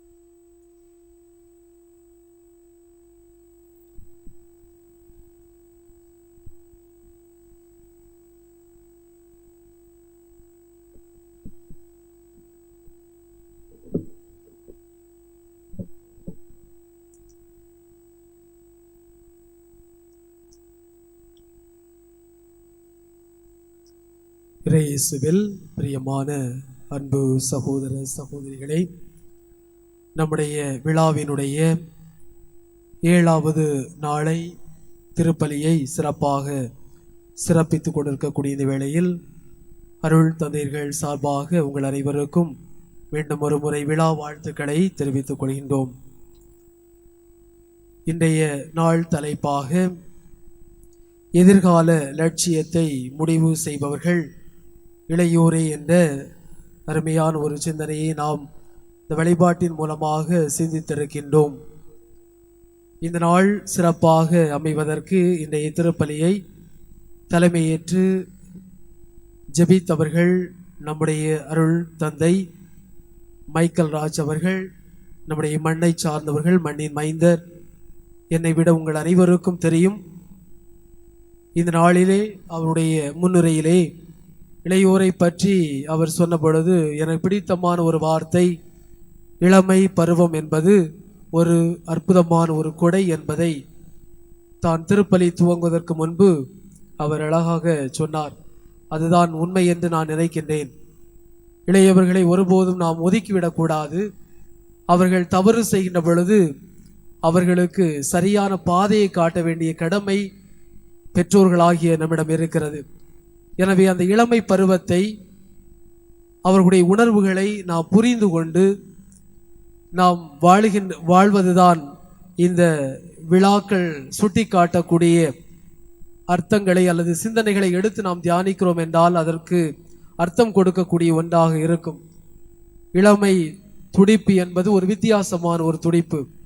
தாங்கள் நினைப்பதை செய்ய விரும்பக்கூடியவர்கள், ஆனாலும் அவர்களுக்கு நல்ல ஒரு பாதையை காட்டுகின்ற பொழுது அவர்கள் ஒரு சரியான ஒரு பாதையில் செல்வார்கள். எனவே இளமை பருவம் என்பது ஒரு கொடை என நாம் அனைவரும் உணர்ந்து அந்த இளமை பருவத்திற்கு அவர்களை நாம் உற்சாகப்படுத்த, அவர்களுடைய சிந்தனைகளை நாம் மதிக்க, நாம் உண்மையிலேயே அவர்களோடு இணைந்து அவர்களுடைய விருப்பங்களுக்கு ஏற்ப நாம் இணைந்து வாழ வேண்டும் என்பதை முன்னுரையின் வழியாக தந்தை அவர்கள் என்பித்து இருக்கின்றார். தற்போது தந்தை அவர்கள் மேல ராமன்புதூர் பங்கு தந்தையாக இருந்து செயலாற்றி இருக்கின்றார். மறை மாவட்டத்திலே பல்வேறு சிறப்பான பொறுப்புகளை செய்தவர். குறிப்பாக தூய அலோசியஸ் குரு இல்லத்தினுடைய அதிபராகவும், சென்ட் சேவியர் கல்லூரியினுடைய நிதி காப்பாளராகவும் இருந்து இன்னும் அதைவிட ஒரு சிறப்பான படிகளை எல்லாம் கோட்டாறு மறை மாவட்ட அளவிலே செய்து வருகின்றார். இந்த நாளிலே மண்ணின் மைந்தர் என்ற உரிமையோடு அவர் வந்து நம் எல்லோருக்காக ஜெபித்திருக்கின்றார். இந்த திருப்பலியிலே தலைமையேற்றிருக்கின்றார். தந்தை அவர்களுக்கு நம்முடைய பங்கு மக்கள் சார்பாக நன்றிகளை கரம் தட்டி சொல்லிக் கொள்வோம்.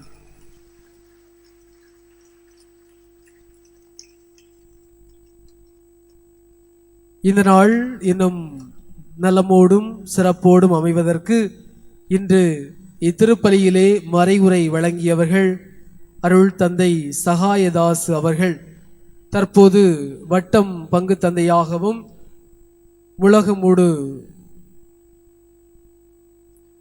வட்டார குருகுல முதல்வராகவும் இருந்து கொண்டிருக்கின்றார். அவரோடு நான் 1.5 ஆண்டுகள் திருத்தொண்டர் பணியை செய்தேன். சிறப்பான நாட்களாக இருந்தது. அவரை சுருக்கமாக சொல்ல போனால் மக்களின் பணியாளர் என்று சொல்ல முடியும்.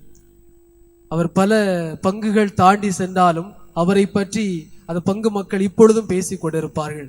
அந்த அளவிற்கு அவருடைய பணியினுடைய தாக்கம் அதிகமாக இருக்கும். ஒரு சாலை உடைந்து விட்டது என்றால் உடனடியாக அவரோடு நாங்கள் 2 பேரும் செல்வோம். சாலை போராட்டம் உட்கார்ந்துருவோம். அப்படி மக்களோடு மக்களாக பணி செய்யக்கூடிய ஒரு அற்புதமான ஒரு அருள் பணியாளர் எனக்கு கிடைத்தது ஒரு மிகப்பெரிய ஒரு பேர் என்று சொல்ல முடியும். 1.5 ஆண்டுகள் என்னை நல்ல முறையிலே பணியினுடைய தாகத்தை உண்டாக்கியவர், உருவாக்கி தந்தவர். அந்த தாகம்தான் இன்று என்னை இந்த நிலைக்கு கொண்டு சென்றிருக்கிறது என்றால் உண்மையிலேயே அருள் தந்தை சகாயதாசுக்கு நான் நன்றி சொல்ல கடமைப்பட்டிருக்கின்றேன். இந்த நாளிலே இந்த எதிர்கால லட்சியத்தை முடிவு செய்பவர்கள் இளையோரே என்ற சிந்தனையை ஆக்கப்பூர்வமான கருத்தோடு நமக்கு எடுத்து எம்பியவர்கள் அதுவும் குறிப்பாக இளையோர்கள் என்பவர்கள் சமூகத்தினுடைய எதிர்காலம் என்று நாம் அவர்களை ஒதுக்கி வைக்கக்கூடாது. அவர்கள் நிகழ்காலத்தில் வாழக்கூடியவர்கள். அவர்களுடைய நிகழ்காலத்தை நாம் சரி செய்கின்ற பொழுது அவர்களுடைய எதிர்காலம் அல்லது எதிர்கால லட்சியங்கள் நோக்கங்கள் எல்லாமே நிறைவாக இருக்கும் என்பதை இலக்கு பற்றிய இளைஞர் பற்றிய இளையோருடைய இலக்கு பற்றி தெளிவை தன்னுடைய மறைவுரையில் சுட்டிக்காட்டி ஆன்மீக சிந்தனைகளோடும் சமூகத்தில் பல்வேறு போராளிகளை அவர் பெயரிட்டு சொல்லி அவர்கள் எப்படி தங்களுடைய இளமை பருவத்தில் தங்களுடைய லட்சியத்தை அடைவதற்கு தனியா தாகம் கொண்டார்கள் என்பதை அருமையான முறையிலே நமக்கு சொல்லி தந்தவர்கள் அருள் தந்தை சகாயதாஸ் அவர்களுக்கு நம் பங்கு மக்கள் சார்பாக நன்றிகளை உரித்தாக்கிக் கொள்வோம்.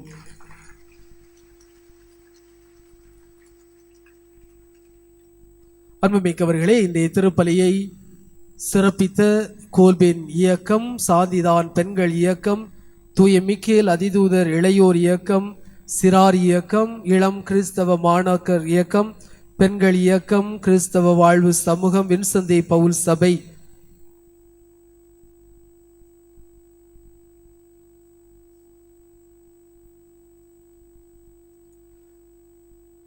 இந்த சபை சங்க இயக்கங்களுக்கு சிறப்பான நன்றிகளை உரித்தாக்கிக் கொள்கின்றேன். இன்றைய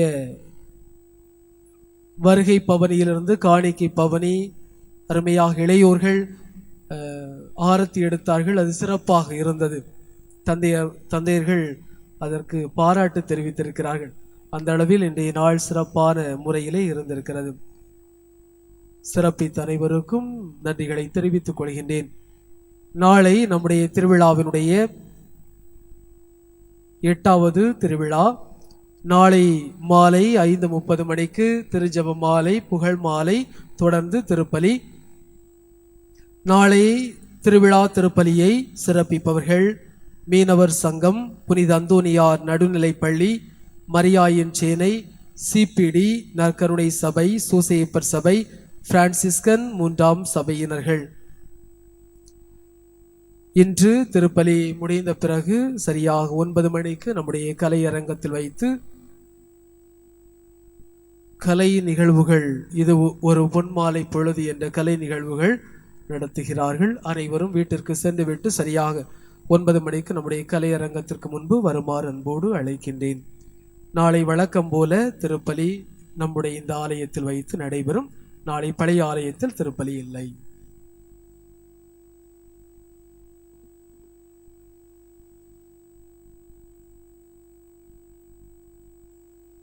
மன்றாடுவோமாக.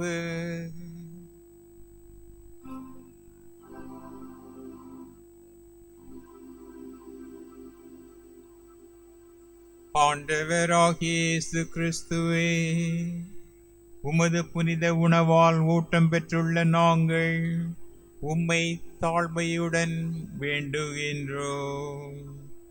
அதனால் வாழ்வு தரும் சிலுவை மரத்தால் நீர் மீட்டருளிய எங்களை உயிர்ப்பின் மாட்சிக்கு அழைத்து செல்வீராக. என்றென்றும் வாழ்ந்து ஆட்சி செய்கின்ற உம்மை மன்றாடுகிறோம்.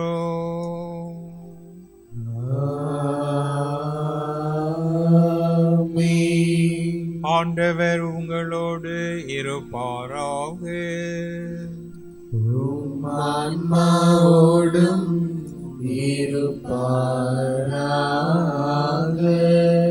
எல்லாம் வல்ல இறைவன் தந்தை, மகன், தூய ஆவி உங்களை ஆசீர்வதிப்பாராக.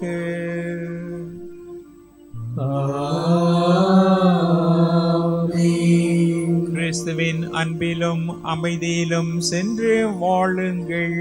திருப்பலி நிறைவேறிற்று. இறைவனுக்கு நன்றி. பாடல் எண் 120, பக்கம் எண் 73.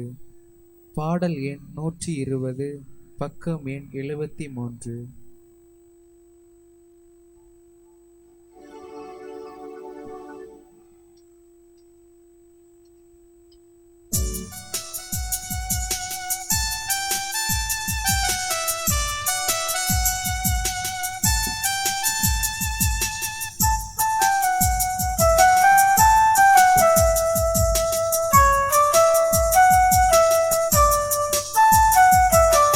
பிள்ளை மனம் உன்னை பாடுது, அது அன்னையென உன்னை தேடுது.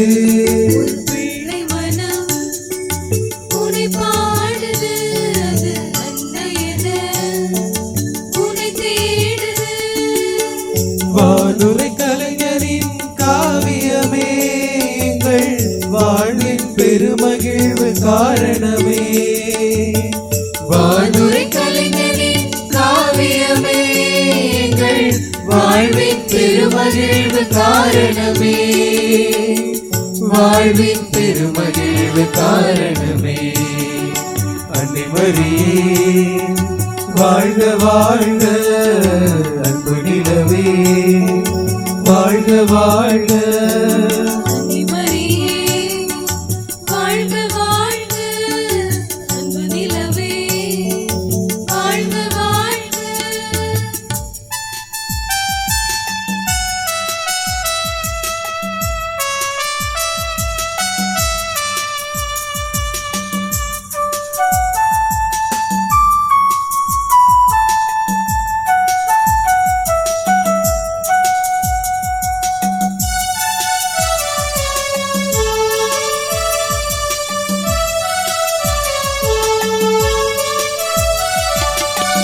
தாழ்நிலை அடியவளாய் திகழ்பவளே, நம் ஆண்டவர் கருணையை அடைந்தவளே.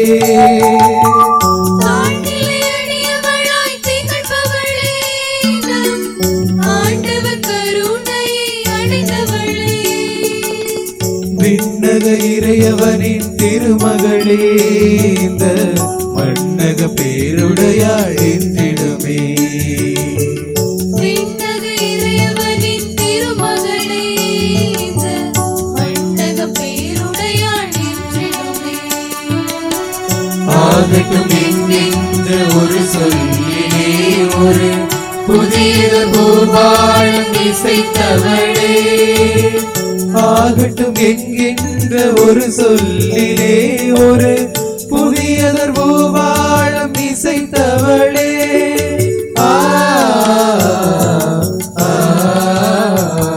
ஒரு பிள்ளை மனம் உன்னை பாடுது, அது அன்னையென உன்னை தேடுது.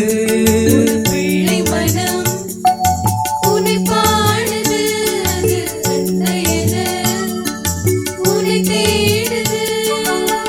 வானுரை கலைஞரின் காவியமே, எங்கள் வாழ்வின் பெருமகிழ்வு காரணமே. வானுரை கலைஞரின் காவியமே, எங்கள் வாழ்வின் பெருமகிழ்வு காரணமே. வாழ்வின் பெருமகிழ்வு காரணமே. அன்னை மரியே வாழ்க வாழ்க, அன்பு நிலவே வாழ்க வாழ்க. அன்னை மரியே வாழ்க வாழ்க, அன்பு நிலவே வாழ்க வாழ்க.